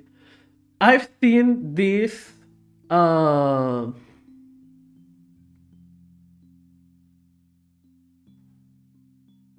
I've seen this graph many times, but I feel like I would need to explain so much more, right? But the thing is, like the first thing that the first way I managed to grasp that dialectics was by thinking about like how in slavery, like this is literally from Wolf. That's why people, again, Wolf is such a good resource for beginning, for starting your way into leftism. Then you become an actual communist and you're like, but yeah. Oh my god. No, yes, yes. I have actually, I literally have it saved. But okay, Wolf explained this, right? That in slavery you had the relationship between slave owner and slave. In feudalism, you had the landlord and the peasant, right? Or the serf. And in capitalism, you have the the employer and the employee, right? And these are contradictions because these entities exist on the basis, on the premise of each other, right? You cannot have an employer without an employee. You cannot have darkness without light. And this is and so like these relationships and understanding that it's not good or bad is basically dialectics. But for example, when you have when the employee when the employee has power over the employer, this is a relationship with a positive trend because, well, positive from the perspective of the working class, right? But still there is that contradiction that we must solve. But these contradictions will still exist as long as capital exists. That's why we need communism to dissolve all of this. And yeah. Okay. Then just dialectics on its own. I think, like, yes, but that base level, I think the reason why it's materialist is because it's like based on reality, right? But like dialectics is basically the essence of that. But yeah.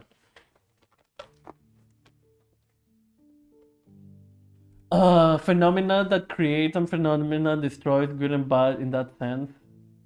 Yes. Dialectics is different from Hegel's dialectics, that is different from Marx's dialectics, that is different from... I mean, Marxist dialectics is dialectical materialism, or I wouldn't know why you would need to differentiate like Marxist dialectics from dialectical materialism. But like the basis of dialectics, as I've understood, is the juxtaposition of things, and the positive and the negative, from what I've understood, is what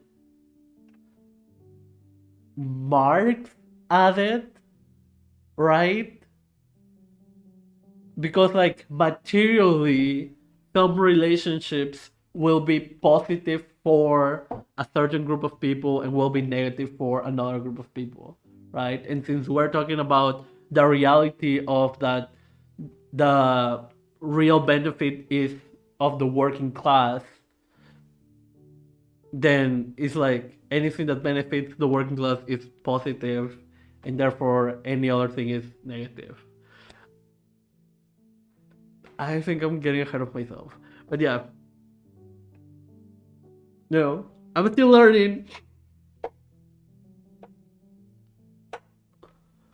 Uh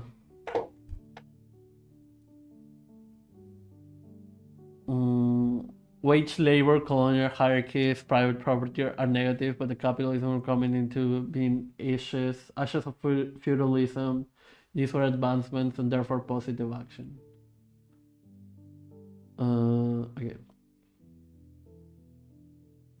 My friend, I will read and watch these links. I am listening to you. Oh no, it's okay. It's okay. What is this diagram?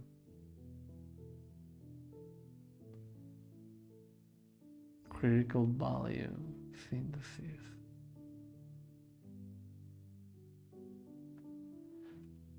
Yes. Okay. I'll continue. Did I read that?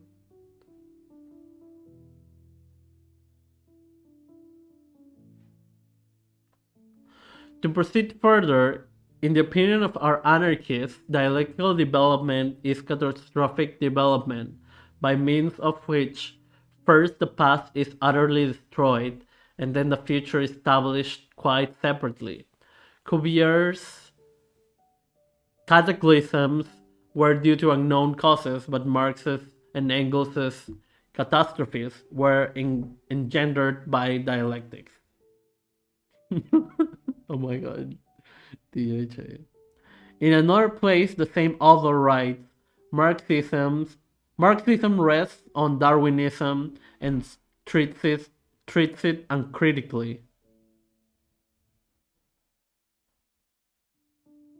Interesting. Cuvier rejects Darwin's theory of evolution. He recognizes only cataclysm, and cataclysms are unexpected upheavals due to unknown causes. The anarchists say that the Marxists adhere to Cuvier's view and therefore repudiate Darwinism. Darwin rejects Cuvier's cataclysms. He recognizes gradual evolution, but the same anarchists say that Marxism rests on Darwinism and treats it uncritically, i.e., the Marxists repudiate Cuvier's cataclysms. In short, the anarchists accuse the Marxists of adhering to Cuvier's view and at the same time to reproach them for adhering to Darwin's and not to Cuvier's view.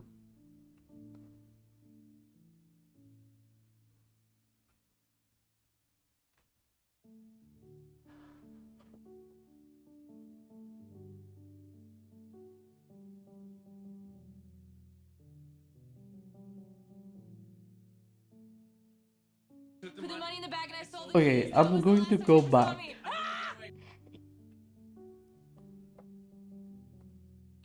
Dialectical development is catastrophic development. Well, I won't.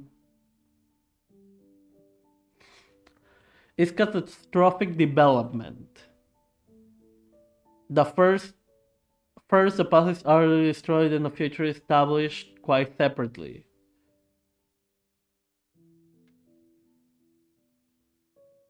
Cuvier's cataclysms were due to unknown causes, but Marx and Engels' catastrophes are engendered by dialectics. In another place, the same author writes that Marxism rests on Darwinism and treats it uncritically.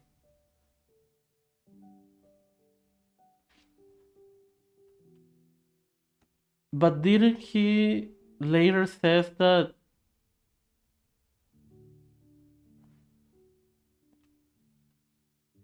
Marxists reproach Darwin? Cuvier rejects Darwin's theory of evolution. He only recognizes cataclysms. and cataclysms are unexpected upheavals due to unknown causes.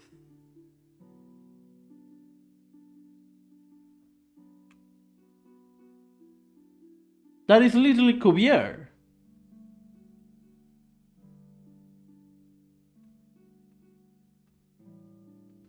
Anarchists say that Marxists adhere to Cuvier's view and therefore repudiate Darwinism.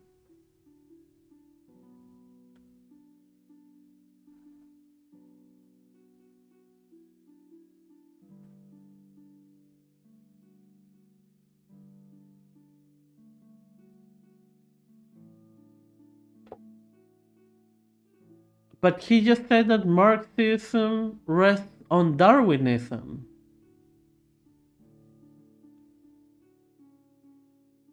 So do we repudiate Darwinism or do we rest on it?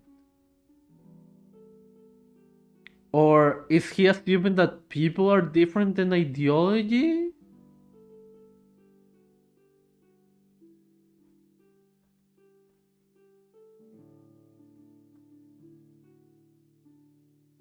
No, I am understanding what Stalin is saying. I'm not understanding what he's saying that the anarchists are saying.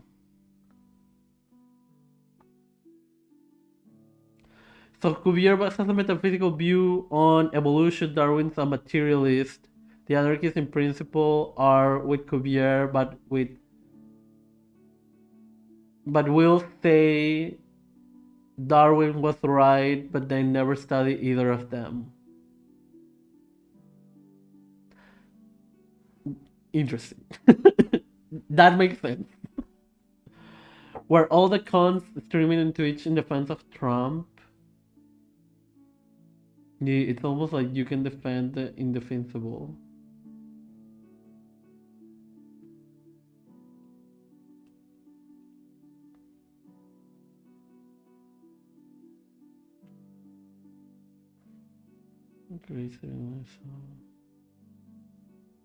Why are you not banned?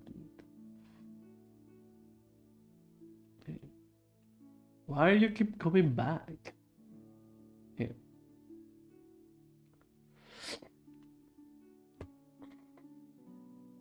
But I do want to underline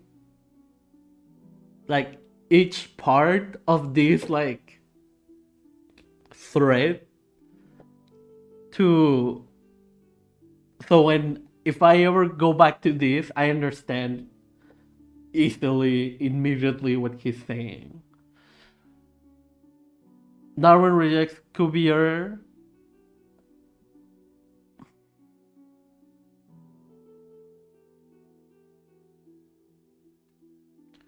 But at the same time, and treats them critically.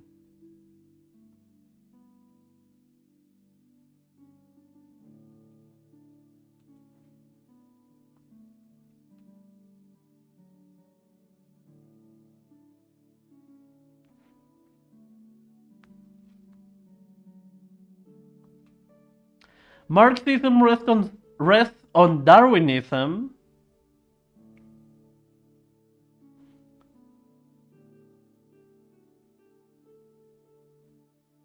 But also Cuvier rejects Darwin. And someone Marxist adhere to Cuvier and reproach Darwin. Interesting. This is anarchy if you like it. Oh my god, Stalin. Oh my god, Stalin. This is our first date. Stalin sure knows how to make someone blush. Wait, what is this?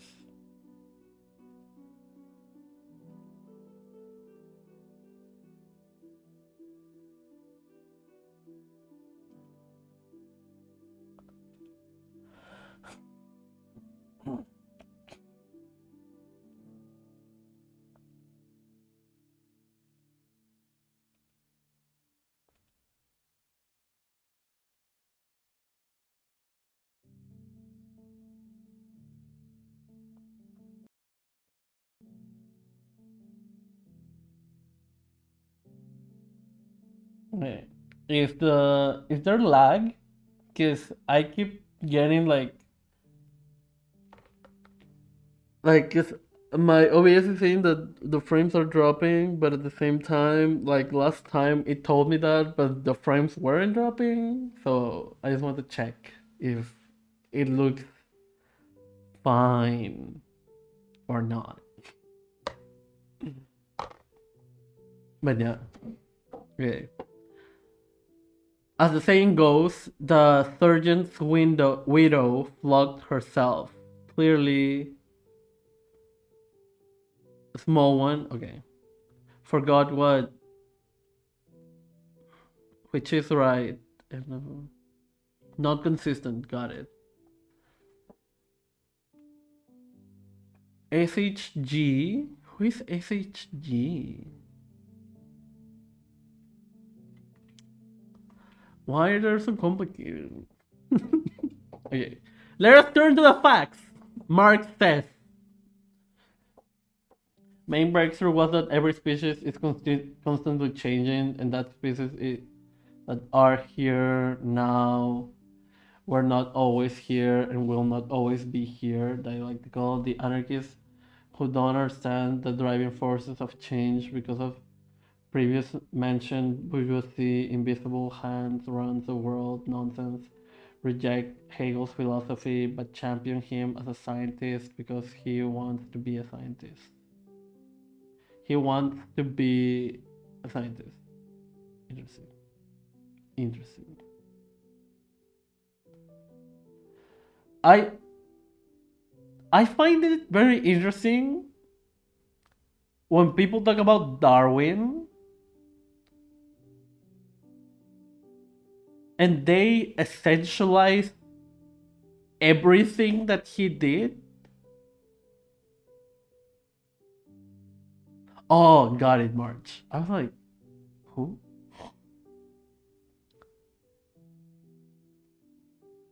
Oh, got it. Yeah. Because like Darwin had a lot of theories and like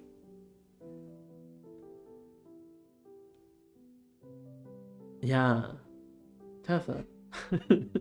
Like it is interesting how people essentialize Darwin and say Darwinism is bad, and it's like Darwinism in what sense or in what aspect, right? Like what theory of Darwin are you talking about? Because like there were things about Darwin that were like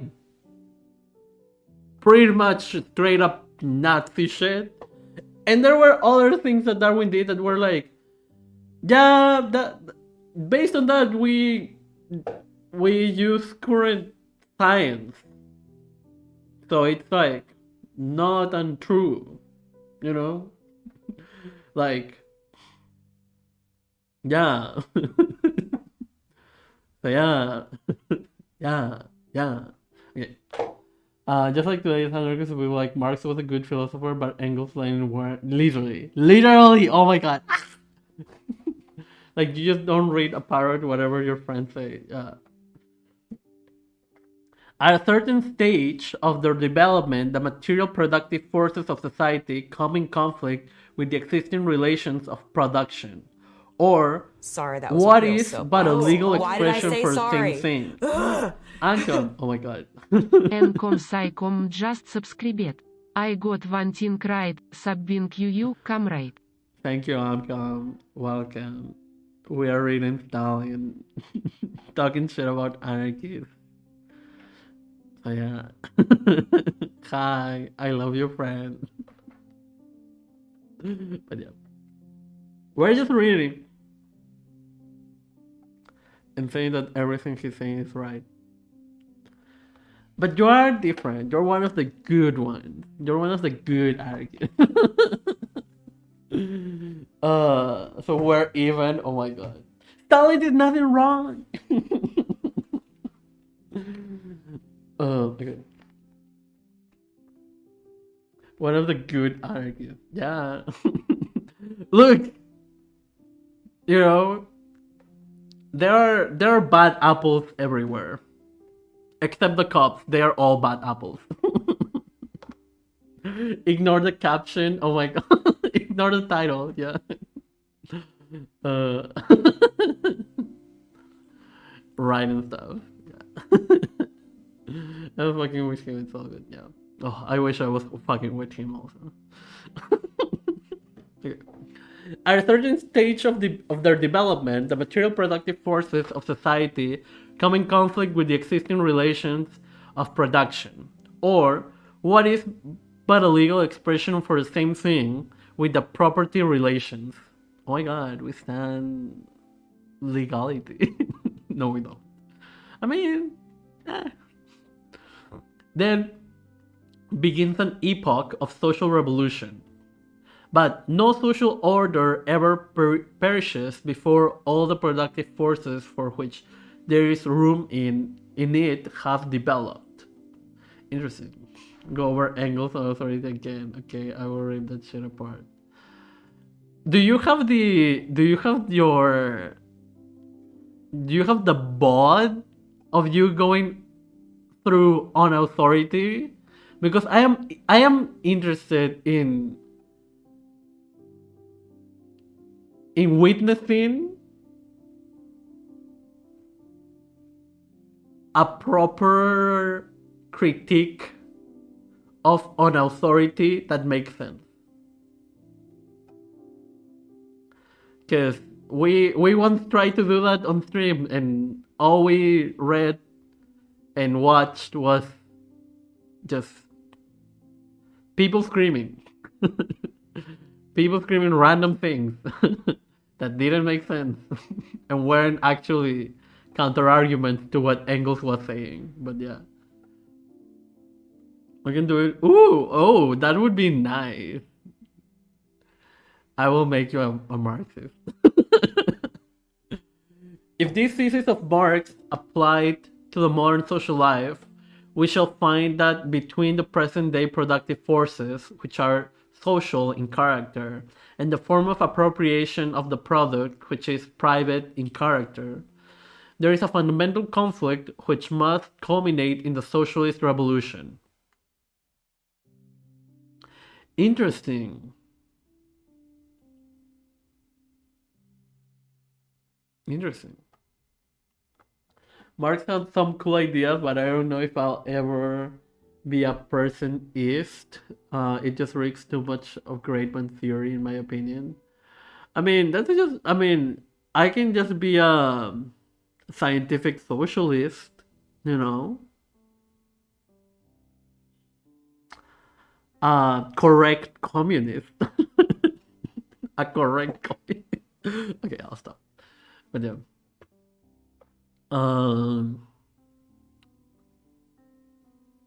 He is private agreement. It is interesting. This is interesting. As you see, in the opinion of Marx and Engels, revolution is engendered not by Cuvier's unknown causes, but by very definite and vital social causes called the developments of the productive forces. As you see, in the opinion of Marx and Engels, revolution comes only when the productive forces have sufficiently matured and not unexpectedly, as Cuvier thought.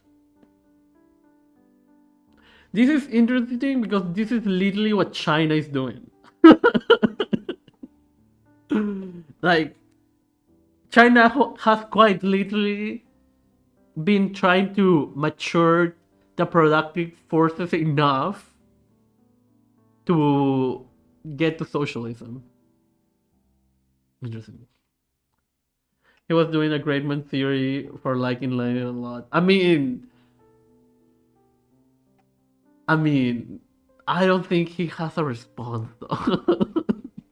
I don't think he's allowed to have a response, you know, like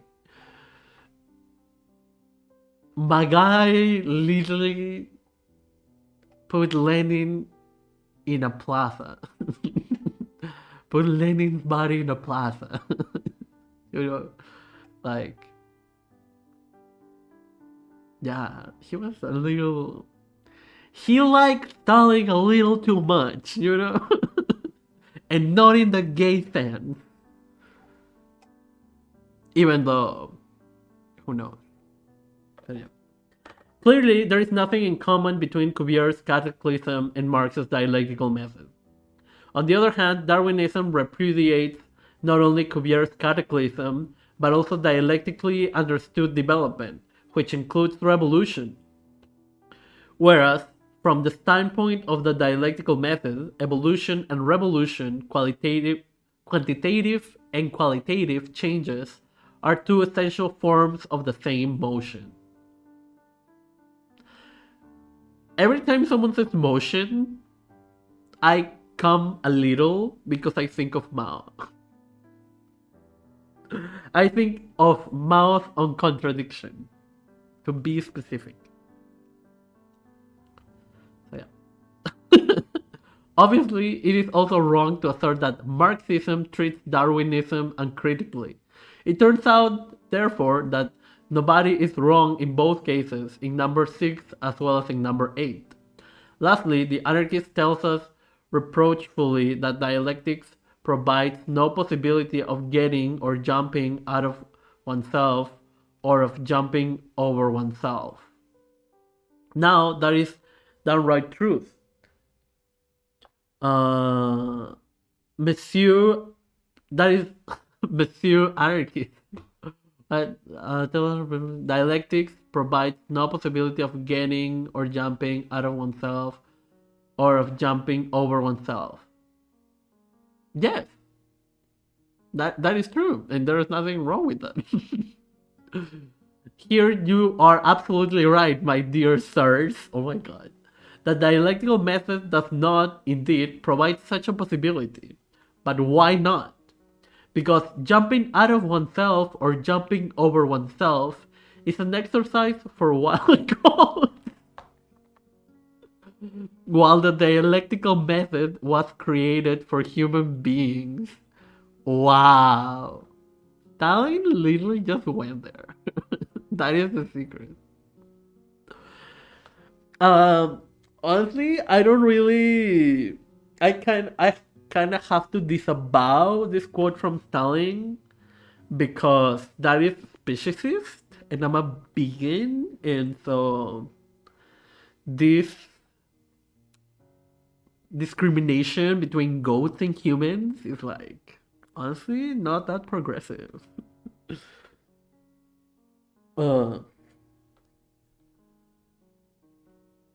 He's arguing against strawmen. Then why were anarchists making strawmen? You know.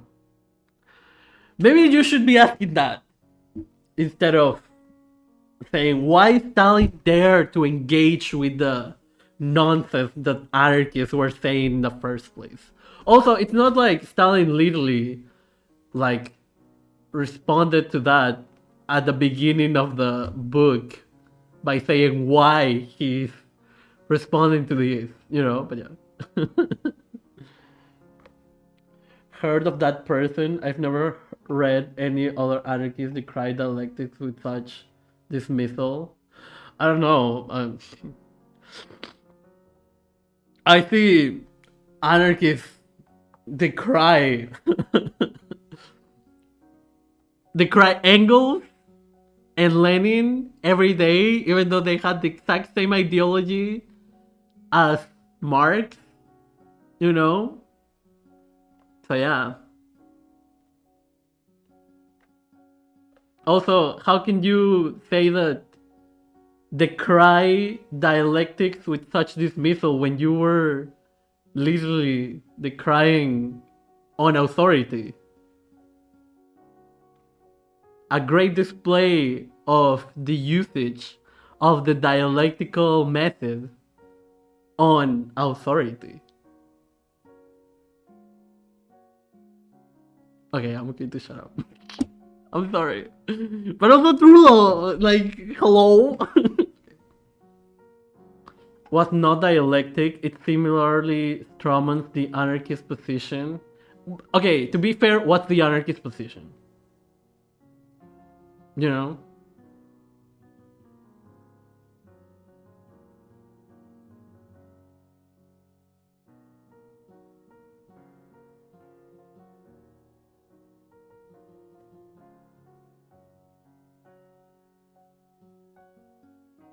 Because saying no unjust hierarchies is such a vague description that it can just be modified to whatever you want. And that gives range to make such strawmans in the first place. So, yeah.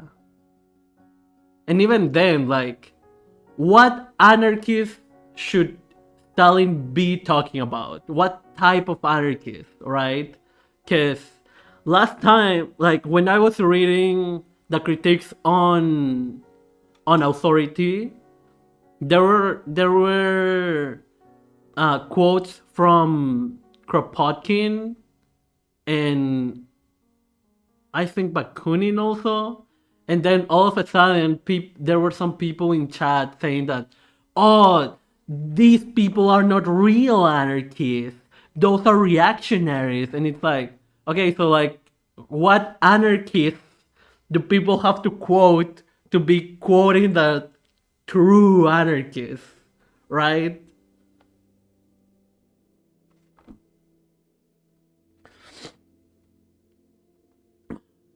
Generally, the anarchist position is against hierarchy and power dynamics, which are top down. Then why are you also against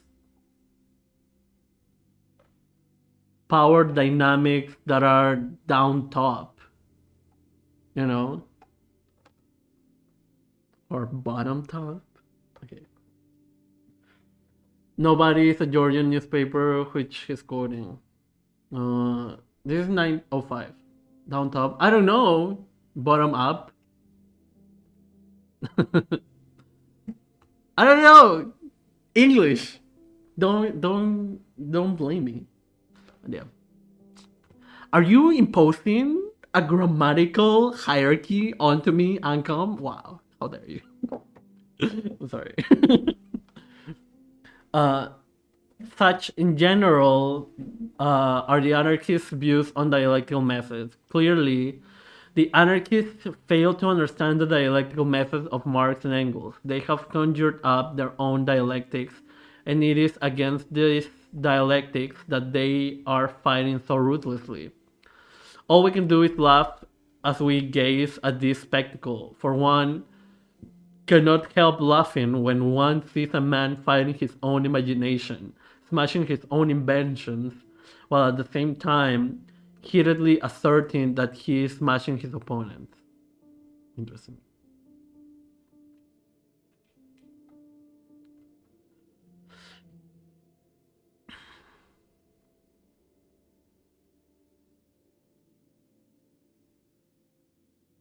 Okay, honestly, I think these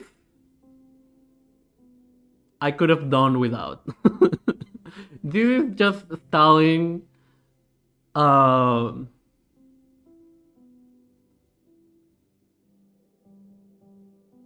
mean, this is just Stalin making fun of the anarchists, making fun of Marxism. You know, there was nothing substantial here, but yeah. Just ain't nothing changed. Oh my God, Walden. That there be no up-down in power structures. Then how does power work?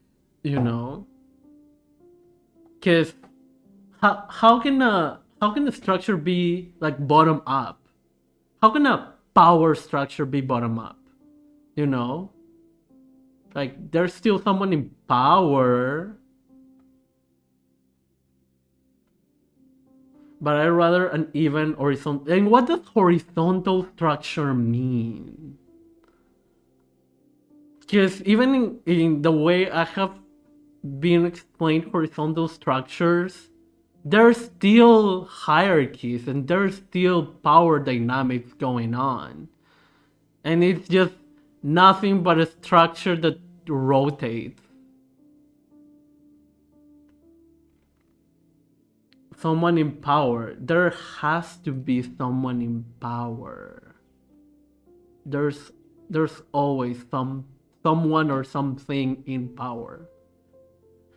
No one over anyone else unless there is explicit ongoing consent. to any such power imbalance.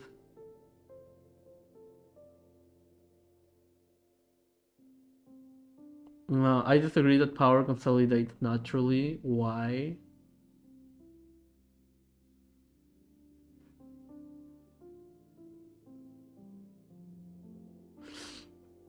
Is there always someone or something in power? Like, give me an example where no one is in power.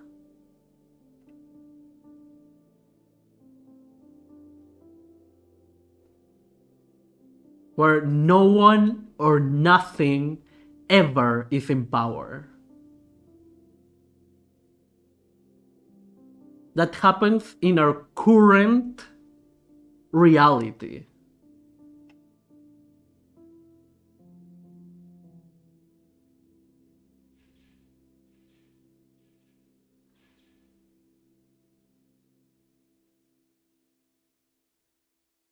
That doesn't work because they are not part of our society.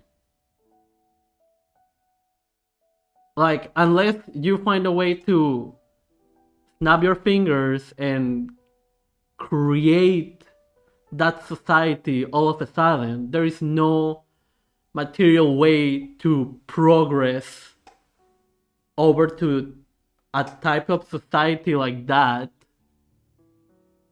without, like, you know, still having to use power. Proletariat have total dominion over the bourgeoisie. Sounds based. Yeah, that's what we want.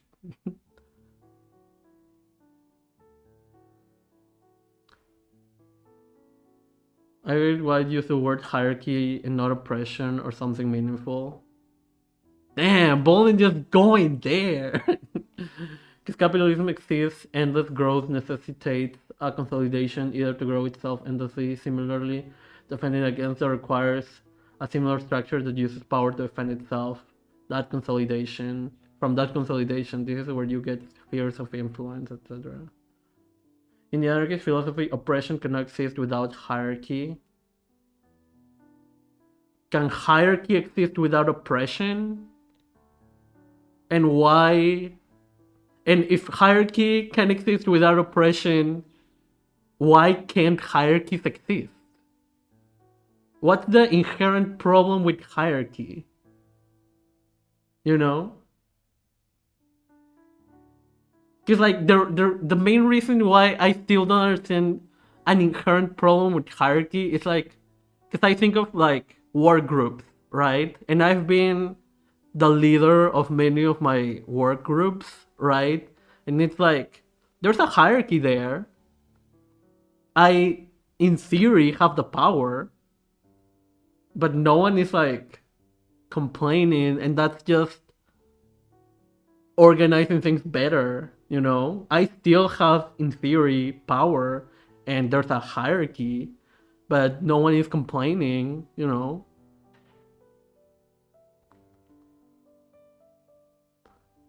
I never said it's natural to the condition of humanity.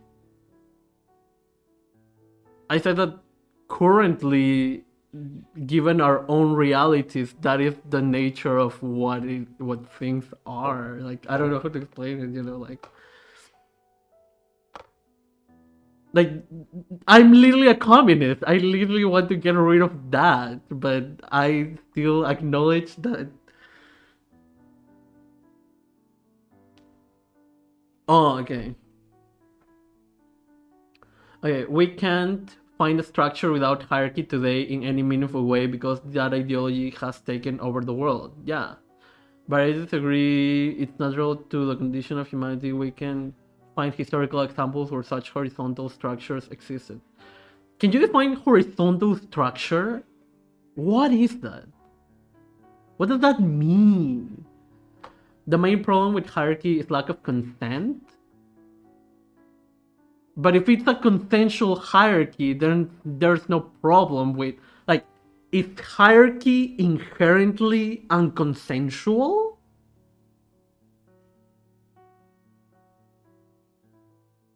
Because then you're saying if there's explicit ongoing consent, then cool. So you can have consensual hierarchy. So the problem is still not hierarchy itself. Like, what is the nature of hierarchy that makes it inherently bad? But most time hierarchy does not have that.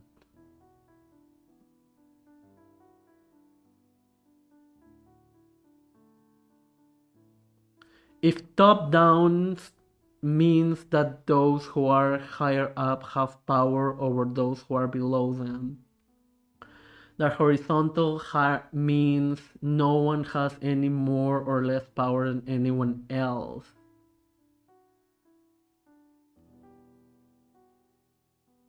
Also, hi Justinian, welcome. The myth of consensual hierarchy.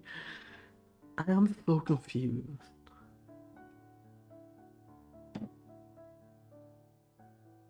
How do you make a horizontal hierarchy of a country? How do you create a horizontal hierarchy of a capitalist country in order to make it anarchist or socialist? Right? Like, how do you do that? Because at the end of the day, that is ideally our goal, right? To make the world communist. To make the world and everyone in the world that reach that, right? And so, how do you do that? Because I can see it maybe working in like very small scale, right? But yeah, like, sure, I care about my community, right? But I also care about the world, the entire working class. And so, yeah. Like, how would Vietnamese people, how would have Vietnamese people fought the French and the Americans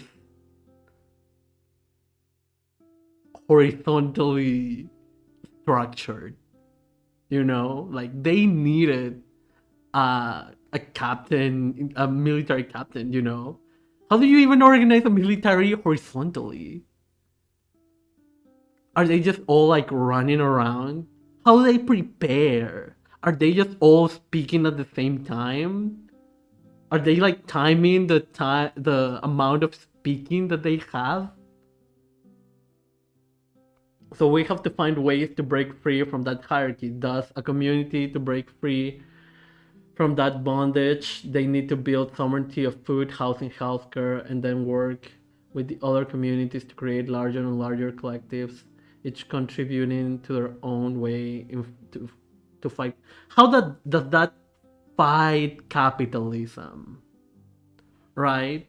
Because the nature of capitalism is that it is like self-reproducing, right? And so that's why they need propaganda.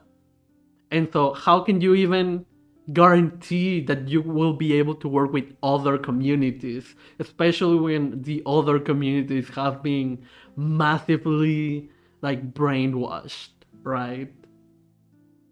How did guerrilla fighters work? Those were largely anarchist in structure. What does it mean to be largely anarchist?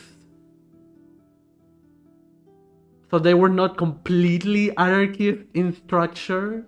Then if they were not completely anarchist, then that means that they weren't anarchists.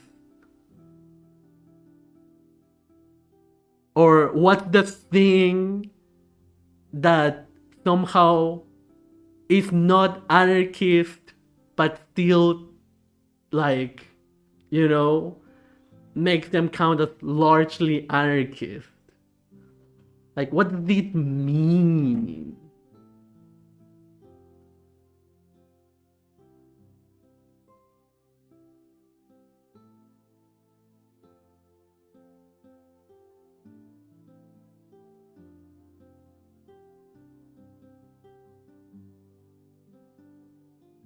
That's binary thinking. Just because you don't fit every anarchist ideology doesn't mean you aren't an anarchist at all.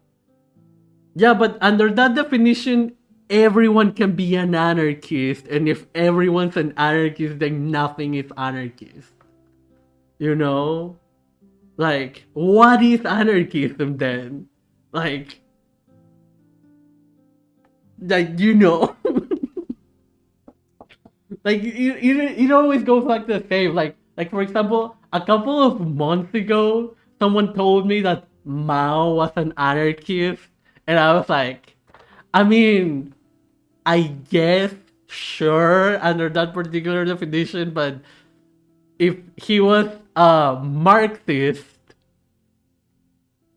he can't also be an anarchist. But some like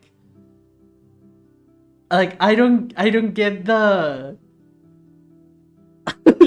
going full Villain from Incredibles. Like, and no, if you think everyone being an anarchist means no one is, that's thought terminating cliche. What? Seb's drone? Oh my god, Harvey, stop. Like, it's like, if everyone's special, right? Like, very, very, very simple example. If everyone's special, is anyone special? You know?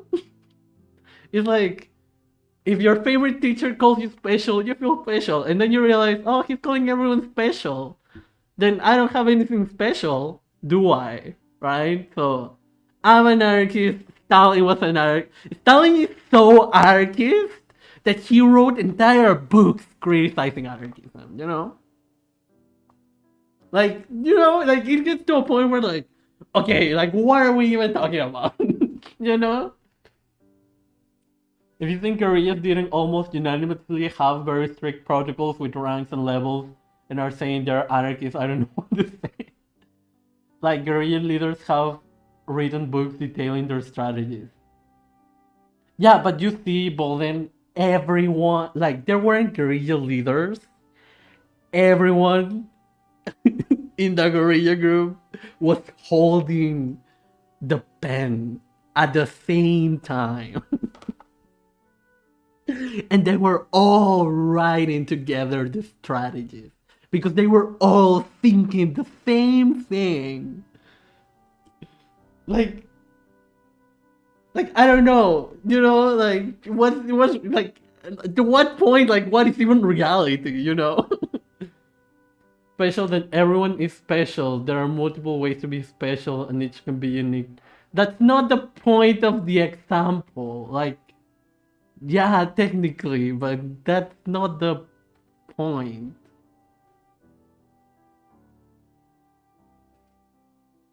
Like, are libs anarchists also? Are liberals, like, you know? Then why aren't anarcho-capitalists anarchists, huh?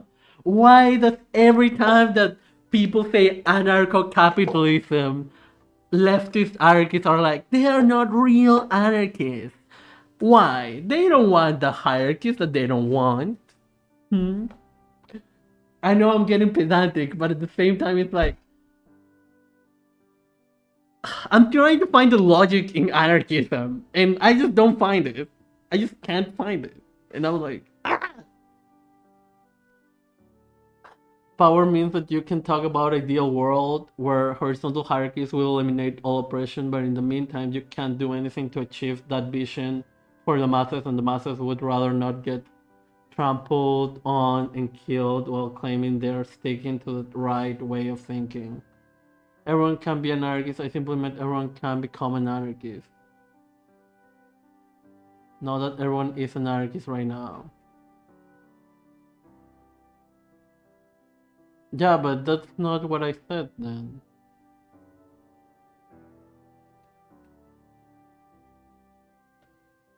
Like, yeah. What are the parameters for someone to be an anarchist? Just to say that you are an anarchist?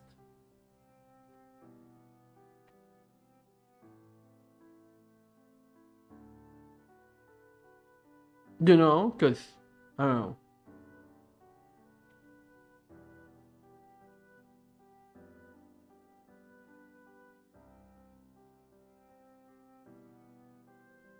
But I wasn't talking about to become an anarchist. Like, yeah, sure, in theory, to be a Marxist or communist, the parameters of being a communist is that you want a classless, stateless, moneyless society. Those are the parameters of being a communist, and you like working towards that, trying to learn from that, all the things. The parameters of being a Marxist, understanding Marxism, understanding dialectical materialism. But yeah, sure, all communists are anarchists, but what does anarchism mean then?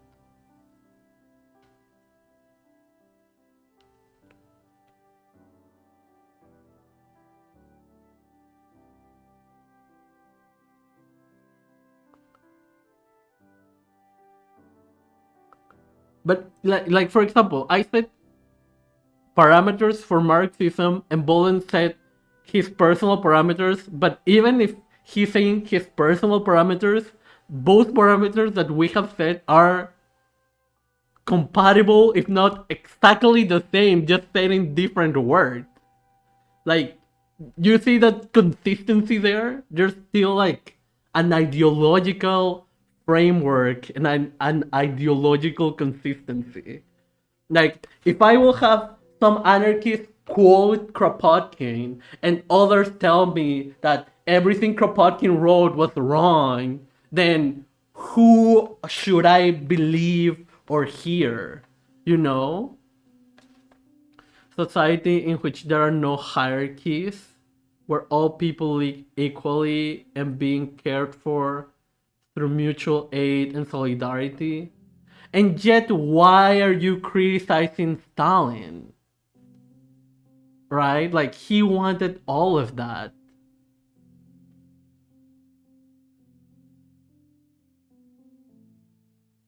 Like,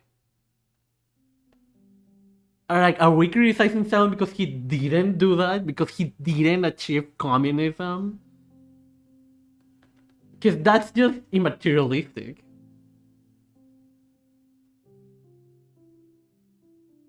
We're destroying one class using the power of our own class. Yeah.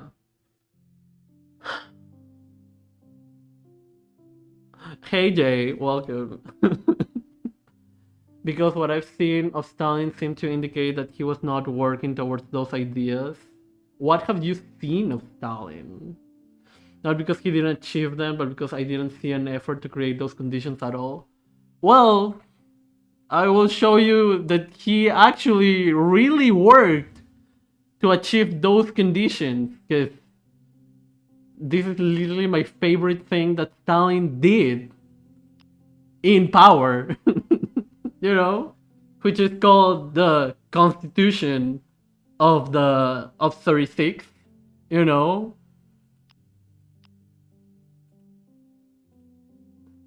where he tried to abolish a lot of hierarchies.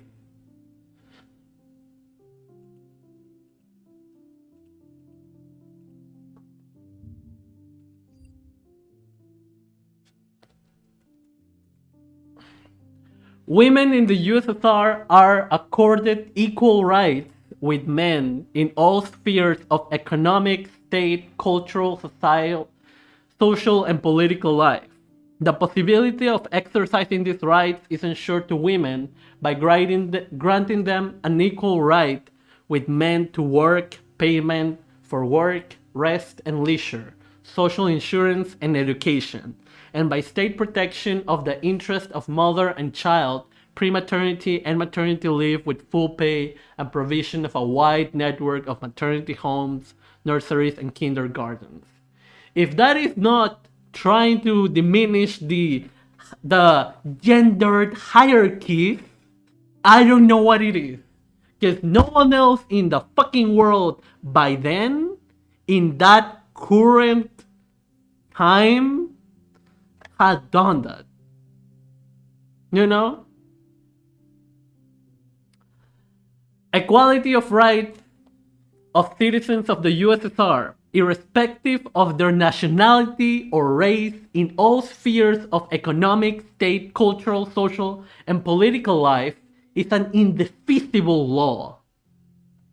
Any direct or indirect restrictions of the rights of, or conversely, any establishment of direct or indirect privilege for citizens on account of their race or nationality, as well as any advocacy of racial or national exclusiveness or hatred or contempt, is punishable by law. Like, literally making sexism and racism illegal in a systematic level. Like, hello? Name a single fucking leader, world leader, who has ever done that before him. Or even up to this day. Not counting leaders of Cuba and China and Vietnam. Or Burkina Faso, even though they have gone back, but it doesn't matter. Like, you know? And this is the same guy who is quite literally writing a whole book criticizing anarchism. So, like, literally his face. Literally his face. I am mad. Anarchism or socialism? Don't ask me about this. I have no idea why he's talking about Trotsky. But yeah.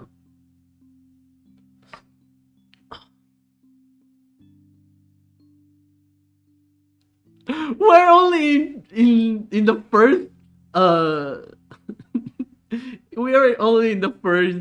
Why isn't Trotsky an anarchist now, huh? Isn't everyone an anarchist? Trotsky could have been anything, but he was also a communist. Allegedly. So he was also an anarchist, wasn't he? I am talking like this because I'm mad now. I am mad of the inconsistency. But yeah, like, hello? Like, if Stalin is an anarchist, then Trotsky is an anarchist. Come on. Come on. Published together, yeah. If it posts, oh my god. We're introducing anarchism after sisters of fake, could be wrong on that. I mean, you know. Did Mao write about anarchism?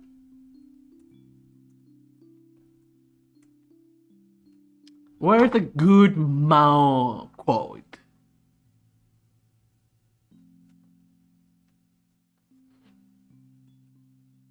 I will hope that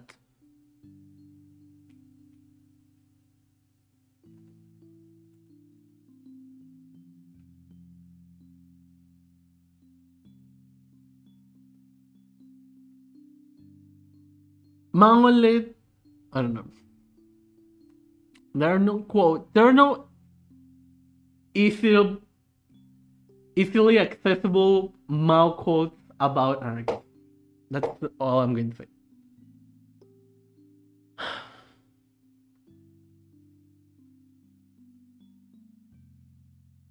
I still don't know what is inherently bad about an anarchy, about a hierarchy.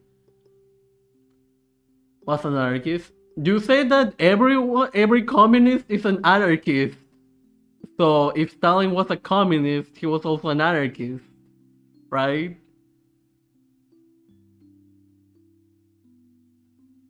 The last quote is so good. Oh my god. Well man, what did you do?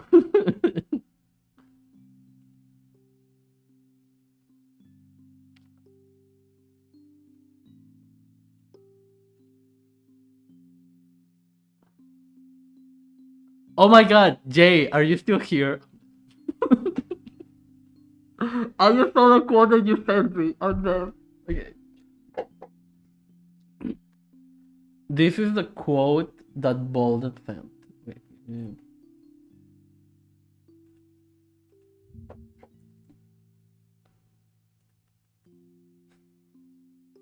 Oh.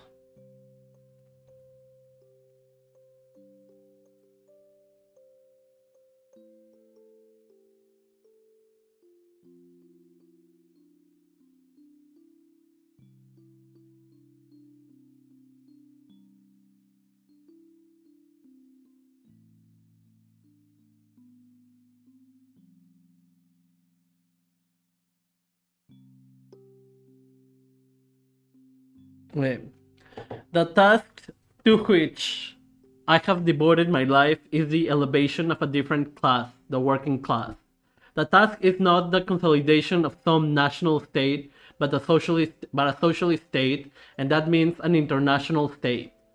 And everything that strengthens that state helps to strengthen the entire international working class.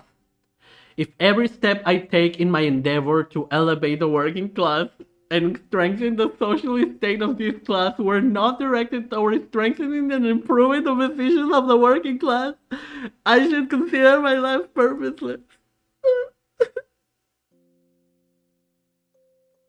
Stalin! Okay. Wow, this was actually a good one. They had concentrated effort to pollute various left-wing ideologies with Trotskyism because it was useful to against the Soviet Union. Interesting. That depends if he actually wanted to see the disappearance of the state. Did he say anything to that effect? Trotsky? I don't know.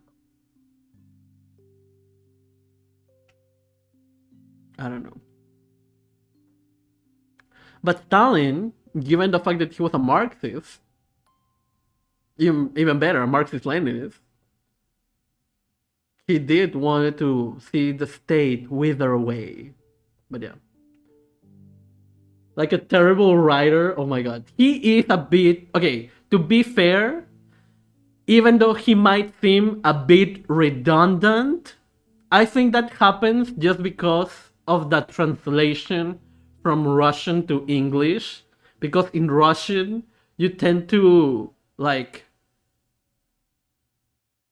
just put, like, the main idea, right?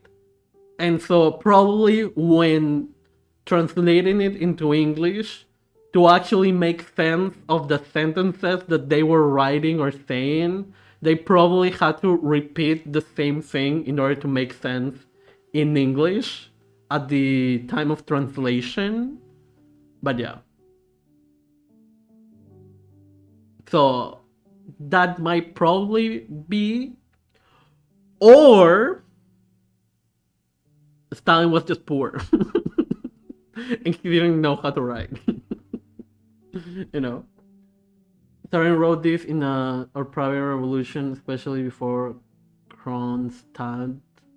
Probably can read Russian. Yeah, well, I've been like learning Russian and it's interesting. Like, it is interesting how much you can learn about culture just by learning the language and like the grammar. But yeah. His writings were Russian anarchists like Goldman, Bergman, Tolstoy. Wait, Tolstoy? I wouldn't say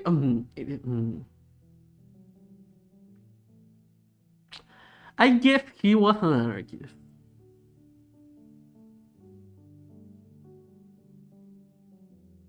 He was like a Christian anarchist, though, wasn't he?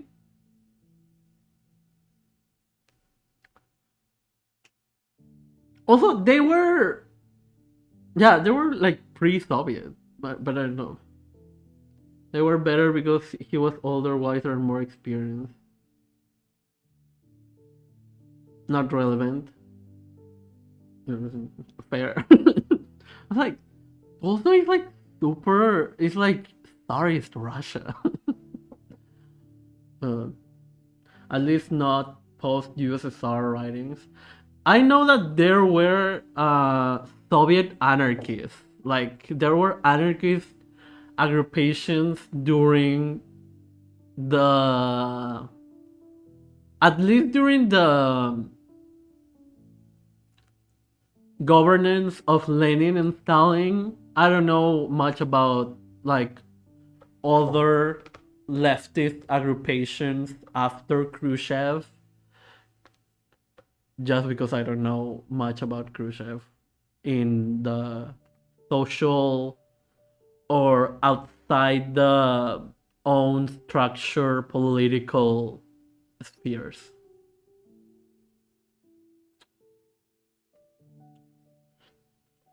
Let's look it up. Stalin on Goldman.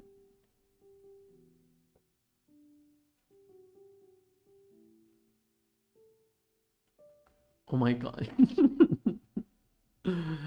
The Russian Civil War included the Black Army, which was attempting to protect Ukraine Free Territory, an anarchist band of Ukrainians. Look.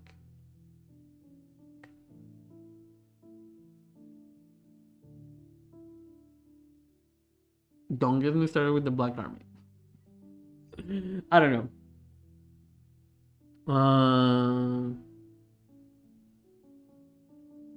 Lenin and Marx, for that matter, supported the dictatorship of the proletariat or a worker state, not just abolish the state when you take power. Yeah.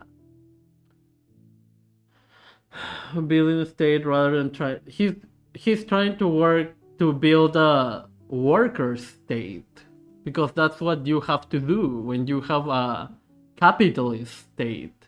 And so to counteract that capitalist state, you need a worker state to defend yourself and overtake them. That's what China has right now. Yeah. Also, hi Dorian, welcome. With pogrom characteristics. Oh my god.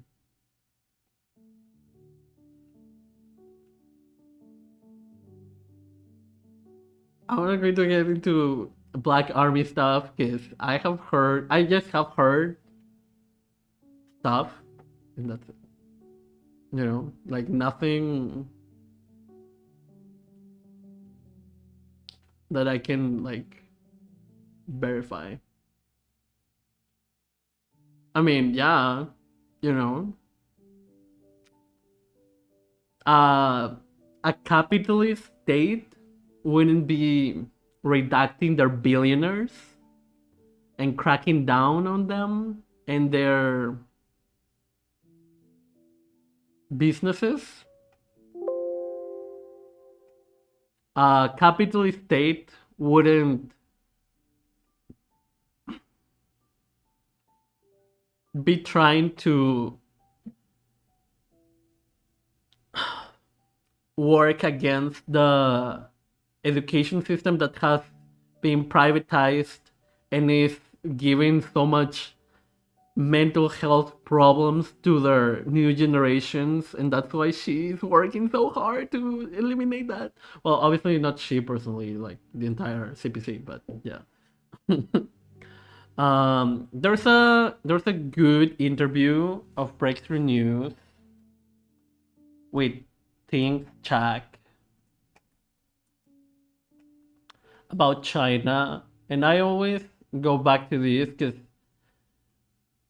things, apart from being Chinese, knows how to very well explain everything that is going on in China and that she's doing, and Yeah.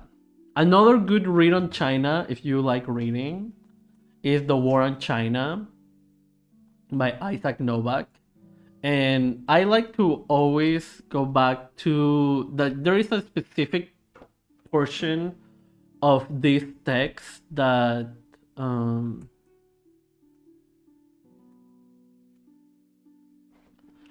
this part.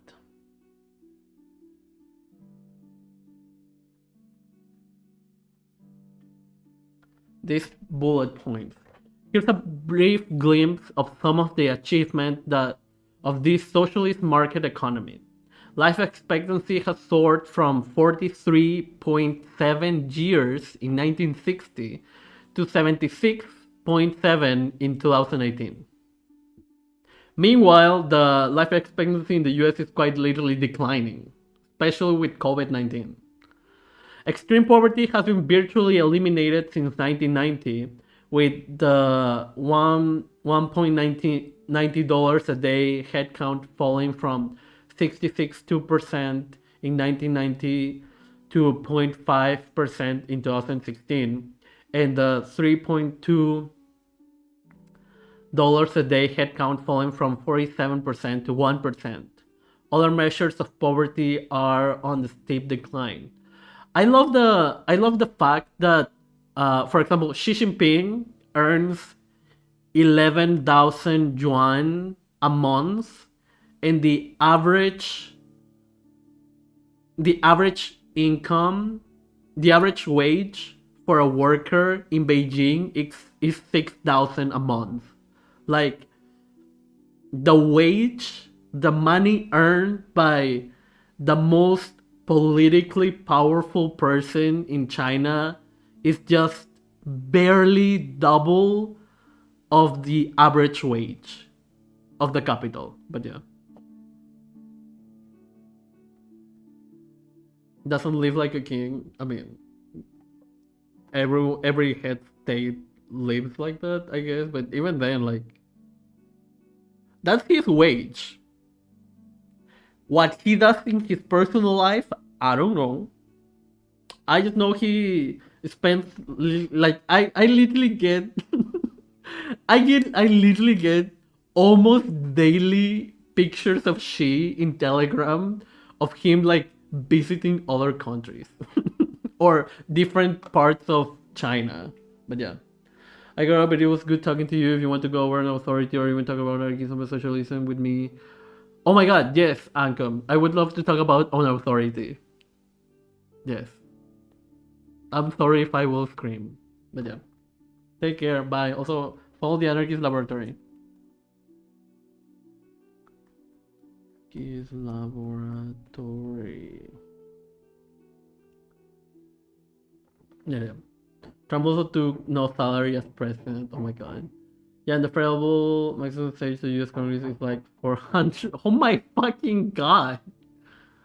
Oh yeah, and like for example, the husband of Nancy Pelosi just had just like um had just like put a lot of money in the stock market for a certain thing that Congress was about to vote in like next week or something, and it was like, really? Really? I think he could put like $1 million or $500,000 there. Yeah. Keynote China group on Twitter. No, but now I want to. But yeah. Workers won't be overthrowing the rulers anytime soon. I mean, the Chinese workers don't have to do it because the state is doing it for them. You know? Yeah. Adult literacy has risen from 65% in 82 to 96% in 2018. Average yearly wages have grown dramatically in the last 25 years, going from 5,000 yuan in 1995 to 74,000 yuan in 2017. This is yearly wages, yeah, for workers in urban, state, collective, and other non-private enterprises. collective or non-private enterprises. Damn. For private urban employment, average wages have more than doubled between 2009 from 2000 and 2017. Average wages in the non-private sectors are about 47% higher than in the private sector. I'm moving to China literally right now. Also, this is literally my reaction every time I read this. Indicating that the state system is to a large degree pulling the wage floor up. China is now by far the world's leader in renewable energy with over 788,000 megawatts of total installed capacity in 2019. The closest competitor, the US, has about a third of that capacity. The electricity production from renewable, excluding hydro, has increased 9,000% from 3.1 billion kilowatts in 2000 to 283.8 billion kilowatts in 2015. The energy sector in China is dominated by SEOs or state-owned enterprises. China has become the world leader in science and technology. By one measure, patent applications by residents in China have exploded from 4,000 in 85 to 1.3 million in 2018. By comparison, Japan just saw 253,000 in 2018. China's Stanway Light supercomputer was the world's fastest between 2016 and 2018.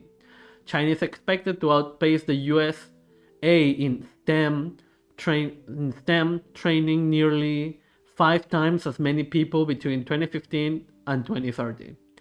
Hence the increase in private schooling that the state is already cracking down on.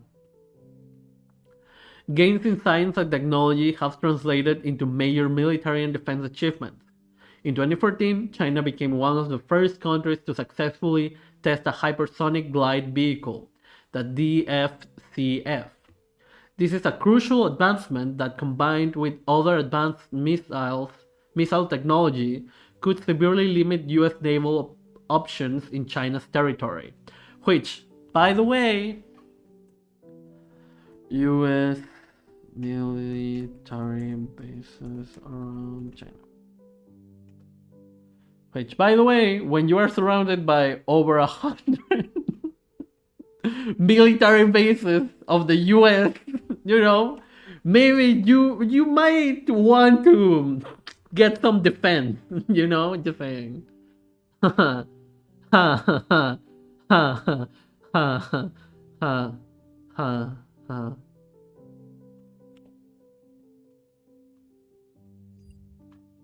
China is now the world leader in transportation infrastructure.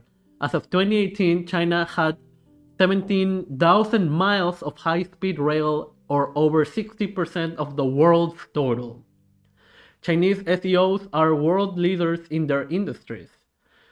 These include the world's largest or near largest telecom, energy company, bank, infrastructure company, railway, metal company, shipping company, mobile telecom, and automobile company. The 4 largest banks in the world are Chinese SOEs. Damn. Why would you wither the state? Literally. Why isn't she just snapping his hands and snapping his fingers and withering the state away? God.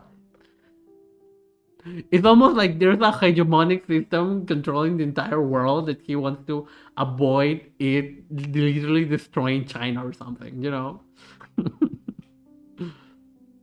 But yeah, I love this reading.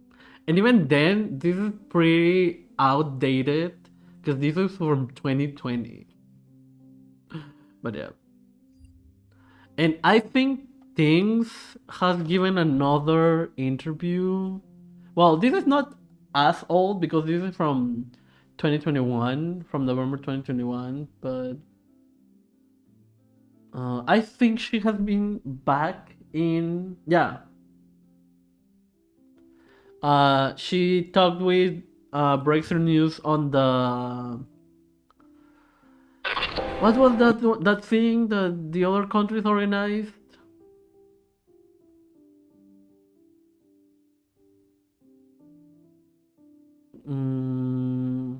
The People Summit. Yes. Yeah, in the People Summit. Is it here? No. But yeah. That the other countries organized in opposition to the one others. The Summit for Democracy, like hello. But yeah. What else? Ooh. Lately I've learned about Li Jingjing, Queen. She's so cute. And she's like being like her content is fire. Okay. Like she interviews like people, like she literally interviewed a fucking legislator from Hong Kong. Hello. Like has talked with BJ, has talked with Ben Norton, with Richard, which I still don't know how to feel about. But yeah, and has gone to Xinjiang a couple of times already, and has like multiple blogs. Has a couple of interviews with people with Muslims who have gone to Xinjiang. And yeah. Okay. Yeah. Shout out to Li Jingjing. Is there anything else? Oh, there's another guy who I was recommended, who I just haven't been able to check out. But Cyrus Johnson. Actually, let's watch his video. Oh, my eye. Ah.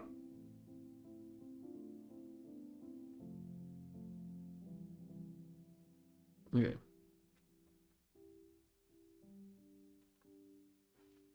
When you hear the word democracy, what's the first country that pops into your mind? For the majority of the world, it's probably the United States. We often think about the White House, the red, white, and blue, and all the great things about it. Okay, and ironically, the first country that I think of when I think about democracy is Peru. Because I live here, and we have democracy. Even though even still policy is a mess.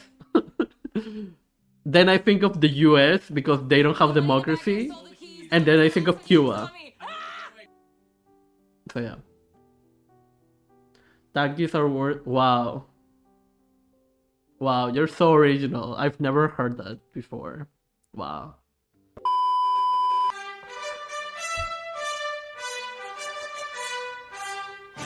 Wait a second, China? Now this is going No, to think come of my country, not your country. This is oh my god. great the United States. We often think about the White House, the red, white, and blue, and all the great things about it. Yes.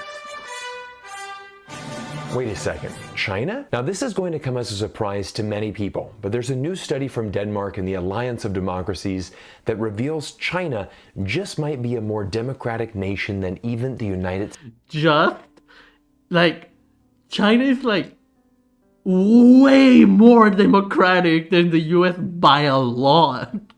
States of America. What's unique about this study is that it doesn't rely on the opinion Are of better than the experts, US. but rather That what the US has going on, but none of this stuff really tells me that class antagonisms have been resolved in China. Class antagonisms haven't been resolved in China. They are trying to be resolved, right? But class antagonisms just don't resolve themselves in a day, right? Or in a year, for that matter. Like, it is a long-standing struggle that the CPC is trying to resolve, and there are constant debates within the CPC about how to approach each antagonism and each contradiction, because it's not like people always think that the bourgeoisie is like one thing. Like, girl, the bourgeoisie is every single company that exists within every single aspect of the economy. every single aspect of industry. Like, you have to solve the class antagonisms within education, education, food, and economy. And even economy, what does that mean? It means every single industry that you have created, like technology, farming, mining, yeah, like manufacturing. And even then, manufacturing in cars, technology, other technology, and more technology. And yeah. So it's like, entertainment, imports, exports, imports and exports of raw and manufactured goods. Okay, maybe it's not that complicated. Just so you know, they were earnestly working towards that stuff. It's all. Oh, okay. One of the most important facts about revolution is that they heighten class contradictions, not solve them. True. Some Stalin's best work is on that idea. Ooh, gimme. I think the great southern state of Georgia, because that's where Stalin is from. Oh my god. Rather on local citizens and their perceptions of democracies in their home country. The data inside this study will absolutely shock you, but it's important to better understand the difference between China and America. So let's dive in. Today's video is proudly sponsored by Surfshark VPN. Viewers of the channel will receive an incredible 83% discount, 3 bonus months of service, and antivirus software by taking advantage of today's special offer. Let's start today's analysis with this chart, which shows us an important stat. The majority of the world doesn't think their countries are very democratic, even in democracies. Surprisingly, the country that views itself as the most democratic society is actually China. In contrast, in my home country of the United States, the majority of Americans are becoming increasingly frustrated with how American democracy is serving its people. Last year, a Swedish think tank added the United States to its list of backsliding democracies. The Global State of Democracy reported, the United States, the bastion of global democracy, fell victim to authoritarian tendencies itself and was knocked down a significant number of steps. It didn't fall victim to authoritarian tendencies. They have always had authoritarian tendencies. If not, they have always been authoritarian, period. But also authoritarianism based. Just kidding. On the democratic scale. Authoritarianism based if the authority of the working class. Y'all never thought of that, huh? One of the interesting graphs in this report is the perceived democracy deficit. This is the difference between how important people say democracy is and how democratic they feel their country is. Let's take the United States, for example. We were good before Richmond. Bringing back the drone. Bring back the beginning of BLM protest.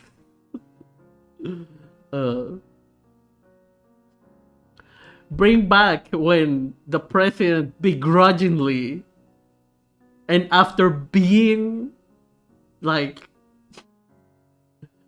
very pressured to make gay marriage part of the law or constitution or something, did it. After didn't he do it like within 6 years into his government? Hello? But yeah. Example, less than 50% of Americans feel the United States is democratic, but over 75% of Americans feel that the democracy is important. This is a difference of 27 points. In contrast, China actually ranks number 1 on this list, with 81% of Chinese citizens feeling China is democratic, and 90% of Chinese citizens feeling that democracy is important in their society. Classic are called variation of Reagan. Oh my god. I mean, all of them are just variations of Abraham Lincoln. Was Abraham Lincoln your first president? First president of USA. George Washington. George Washington, Abraham Lincoln, same thing. Even before some nationalist American gets mad and is like, they're totally different. Are they though? Are they totally different? I don't think so. The difference in China is just 9 points, exactly 1/3 of America. This is a fascinating point that's worth mentioning again. Despite China being a one-party state Wait, that was Biden and it is happening. Lamau. for over 70 years, over 90% of Chinese 16th? 13th? Damn.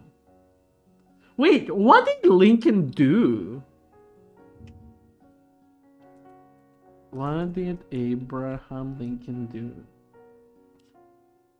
He became the 16th, issuing the Emancipation Proclamation that declared forever free those slaves within the... Oh, wait.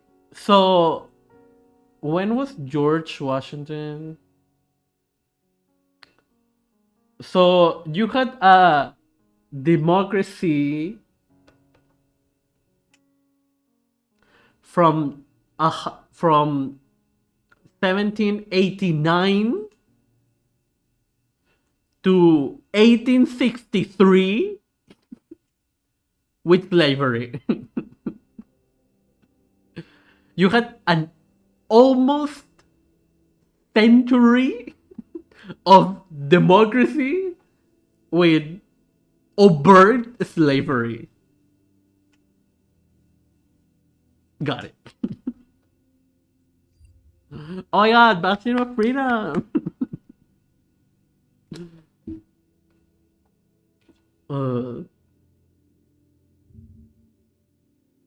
my god. Yeah.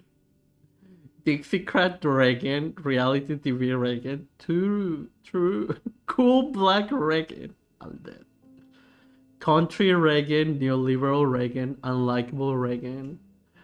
Okay, they call him unlikable Reagan like Reagan was likable.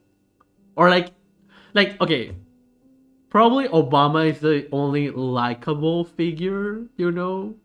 But once you learn what his actual policies and politics were like, he becomes like less likable, you know?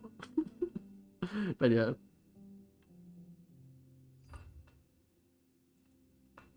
citizens believe that democracy is important to the future of Chinese society. Now you might be asking yourself, how can Chinese citizens feel democracy is important when they live inside a one-party state? Chinese citizens can't vote for their president, but that's not the most important thing for the average Chinese citizen. The more important question is the government serving the interest of the majority or the minority? Half of the world says their government only serves a minority of people.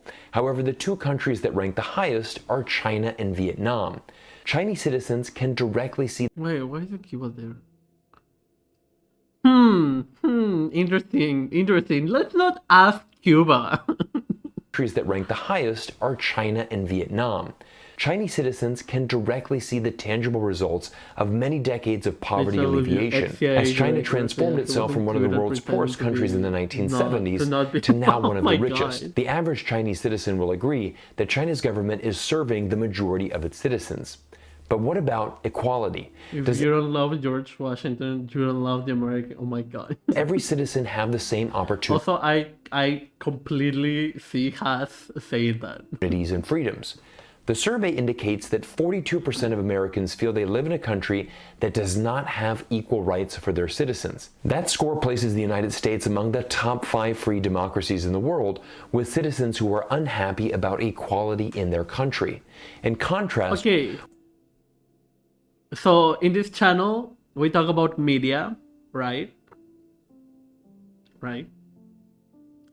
I find it pretty interesting, if you ask me, I find it pretty interesting that the #1 country here is Nigeria.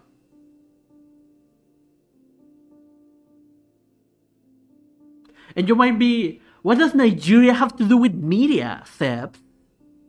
I don't see any Nigerian TV shows. I don't see any Nigerian movies. I don't listen to Nigerian pop. And then I'll tell you. Fuck, I forgot her name. What was her name? No. Actress. Lupita Nyong'o. Forget about it. She was from Kenya. Fuck. It's okay. Forget what I said. But isn't Nigeria one of the countries where a lot of people travel to the UK? Like, a lot of people immigrate to the UK, and most black actors of the UK are literally from Nigeria or something? But Steps, I'm from the US. I don't care. That's still media, okay? Okay, fine, bye. With citizens who are unhappy about equality in their country. In contrast, once again, Vietnam and China are the top two countries in the world whose citizens believe they live in an equal society. Now, why does the United States score so poorly in this category? Unfortunately, it's the very nature of American democracy, which prioritizes the needs and wants of corporations as opposed to common citizens. 72% of Americans say that global corporations threaten their democracy. In addition, 63% of Americans feel the United States government is serving the interest of a minority of people. What's remarkable, China and Vietnam have shit to be proud of. Damn. I mean, true. is this is an increase of 11%. But what about freedom? The freedom to be poor and the freedom to be homeless. And there's basically a sort of caste system based on balkanizing, statifying the land there. How has the UK not done that already? Who thought that if you do a good shit, you have people that can be proud of something? Points from 2 years earlier. This is very dangerous for the United States and shows just how much public sentiment has changed in the past 2 years. This is another fascinating graph that shows us.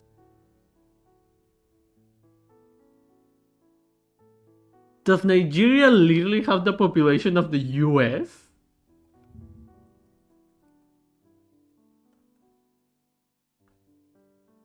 Oh, 200 million.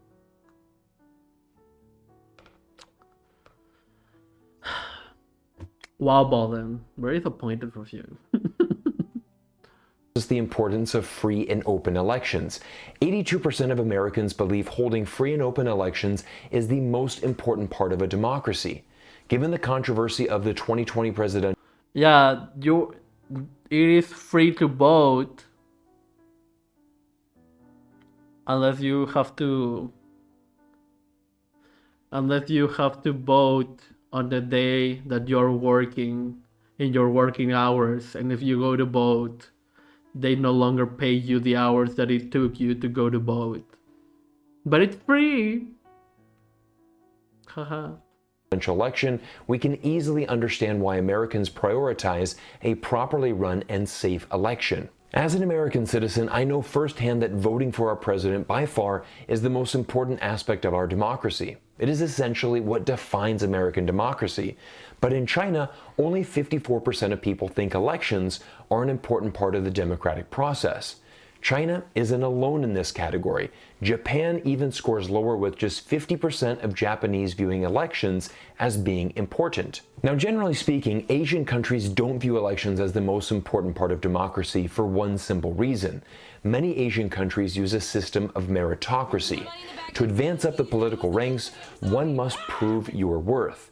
You must provide tangible and measurable results, and you will be held accountable for your actions. This is very different than America, where politicians have almost zero accountability and simply say whatever is needed to win votes and remain in power. Incredibly, just 5% of Chinese citizens believe their country does not have free and open elections, which is quite a contrast to the United States, where nearly 1/3 of Americans feel the election process is not free and not fair. What's shocking is even Russia ranks 2 percentage points higher than the United States. Despite the fact the majority of Americans do not see their own country as democratic, most Americans believe the United States has a positive impact on democracies worldwide. Countries like Brazil and India believe the United States is doing a good job promoting democracy. However, US allies,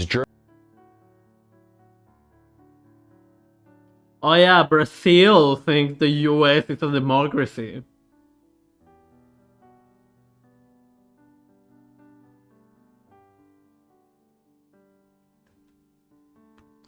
(607).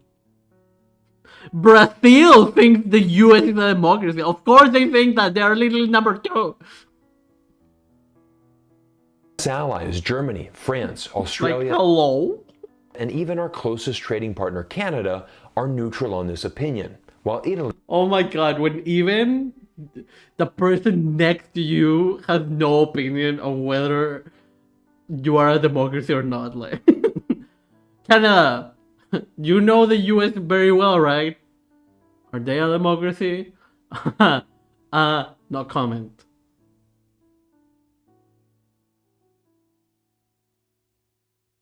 I didn't say you didn't have democracy. actually believes the United States is having a more negative impact on worldwide democracy. But let's get down to the core problem in America, and for that I need to show you what our government looked like 33 years ago. This is Ronald Reagan's farewell address to the nation on January 11th, 1989. We the people tell the government what to do. It doesn't tell us. We the people are the driver. We invented democracy, fuck you. Literally. The government is the car. Let's be honest with ourselves here. Does anyone believe that this is the current role of the United States government? By far, the best example I can give is the recent gun violence in America. Most Americans are not gun owners. Most Americans, whether they are Republicans or Democrats, are in favor of stricter gun laws. But corrupt government officials who are getting paid millions of dollars from the National Rifle Association refuse to act for the people. Again, this is why 72% of Americans say corporations threaten their democracy, and 63% of Americans feel the United States government is serving the interests of a minority of people. The minority that is being served in America is the politicians themselves and the corporate board members. A 2014 study from Princeton University reveals a shocking revelation. In the United States, our findings indicate the majority does not rule. What? Shocking. Yeah, if only if only we had people write about how politics works under capitalism. You know, some 150 years ago. Like, Marx could have, like, not even Marx, like, literally, indigenous people, when they were colonized, could have told you that. At least not Black people, when they were being enslaved, could have told you that. in the casual sense of actually determining policy outcomes. When a majority of citizens disagree with economic elites or with organized interest, they generally lose. Moreover, because of the strong status quo bias built into the US political system, even when fairly large majorities of Americans favor policy change, they generally do not get it. Everyone, today's video is proudly sponsored Wow, reactionary. by Ad? Surfshark He VPN, wants a longtime money? sponsor of this channel How and a dare product him. that I honestly use every day of my life. And because there's an ad, now give me your money. Thank you. Safe and secure. No, but if you are able to, I've been streaming. For how long have I been streaming? I've been streaming for almost 4 hours, so if you're able to subscribe and stuff, give me that money that you would give to this person. Surfshark is gifting Thank you. 2 extra bonuses today. So to enjoy. If the world doesn't understand China, we've learned that the majority of Chinese citizens have a different software to keep your No, but you see, the majority of Chinese devices even citizens more. think that Conclusion. because they have been brainwashed, you know? Says the completely unpropagandized US person. I hope all of you Says the person who was taught complete lies their entire lives in history class. enjoy today's discussion about democracy and its perception around the world. Although the majority of the world doesn't understand China, we've learned that the majority of Chinese citizens have a different perception and are... I mean, technically, that is wrong, because China alone, a seventh of the world, they understand China, right? India, arguably, understands China because they are in BRICS together. Oh my god, BRICS!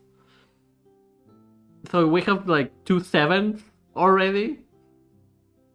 Russia understands China because of BRICS. Just BRICS alone, literally. BRICS.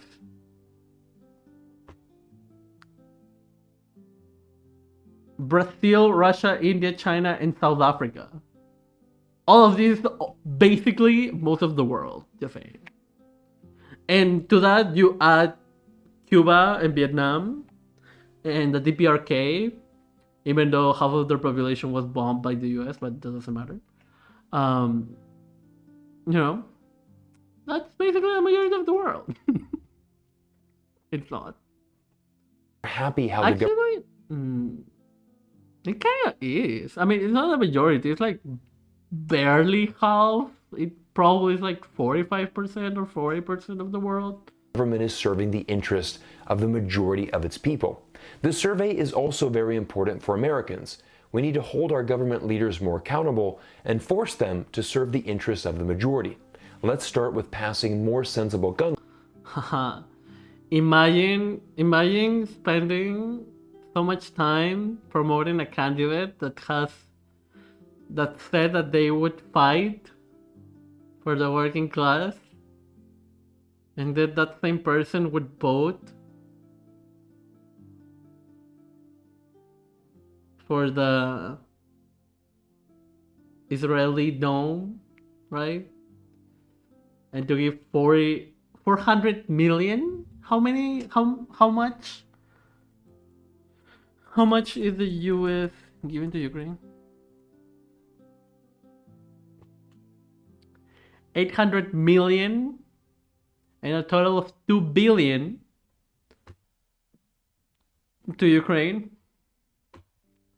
But no, legalizing abortion was too much, everyone. You know? Look, we have $2 billion to give to a random country, right? That the US has basically no relationship with, other than the fact that they could, them, and have been promoting Nazi militias since then. But there's no money for Medicare. You know? There's no money for Medicare. laws to start keeping American citizens safer. As you can see, this is a core issue that I feel as an American citizen. Finally, I would like to thank French businessman Arnaud Bertrand for breaking down this report on Twitter for everyone to understand. I'll put a link to his Twitter account in the description. He by far is one of my favorite follows on Twitter. Also, if you've made it to this point in the video, do me a favor and hit that subscribe button. In addition, if you're interested in supporting the channel, please consider joining my Patreon community. Every week, I release a new audio podcast for Patreon supporters, and we all enjoy having weekly discussions about all things related to China and this amazing world that we live in. Everyone, my name is Cyrus Jansen. Thanks for spending time with me today on YouTube, and I look forward to seeing you all in another video soon. Bye. Okay. Oh my god. I'm going to turn on the light later. Okay.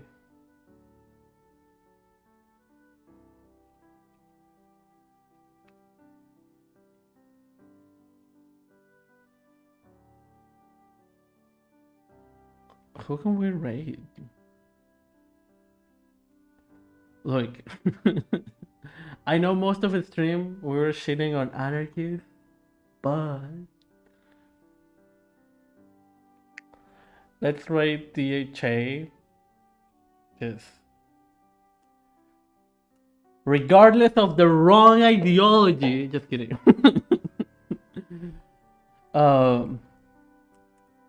Thank you everyone so much for coming. If you're subscribed, you can copy the first message and paste it once we reach DHA's chat. If you're not subscribed, you can copy and paste the second message.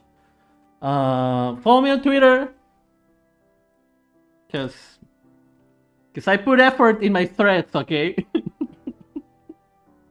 I put effort in what I write on Twitter. Follow me on Discord also, because we talk theory and talk shit and stuff, and it's fun. Okay, Discord is fun. What else? Oh yeah, thank you for coming, and thank you everyone who came. Harley, Ancom, Jay, and yeah. Bye everyone. See you later. I love you all.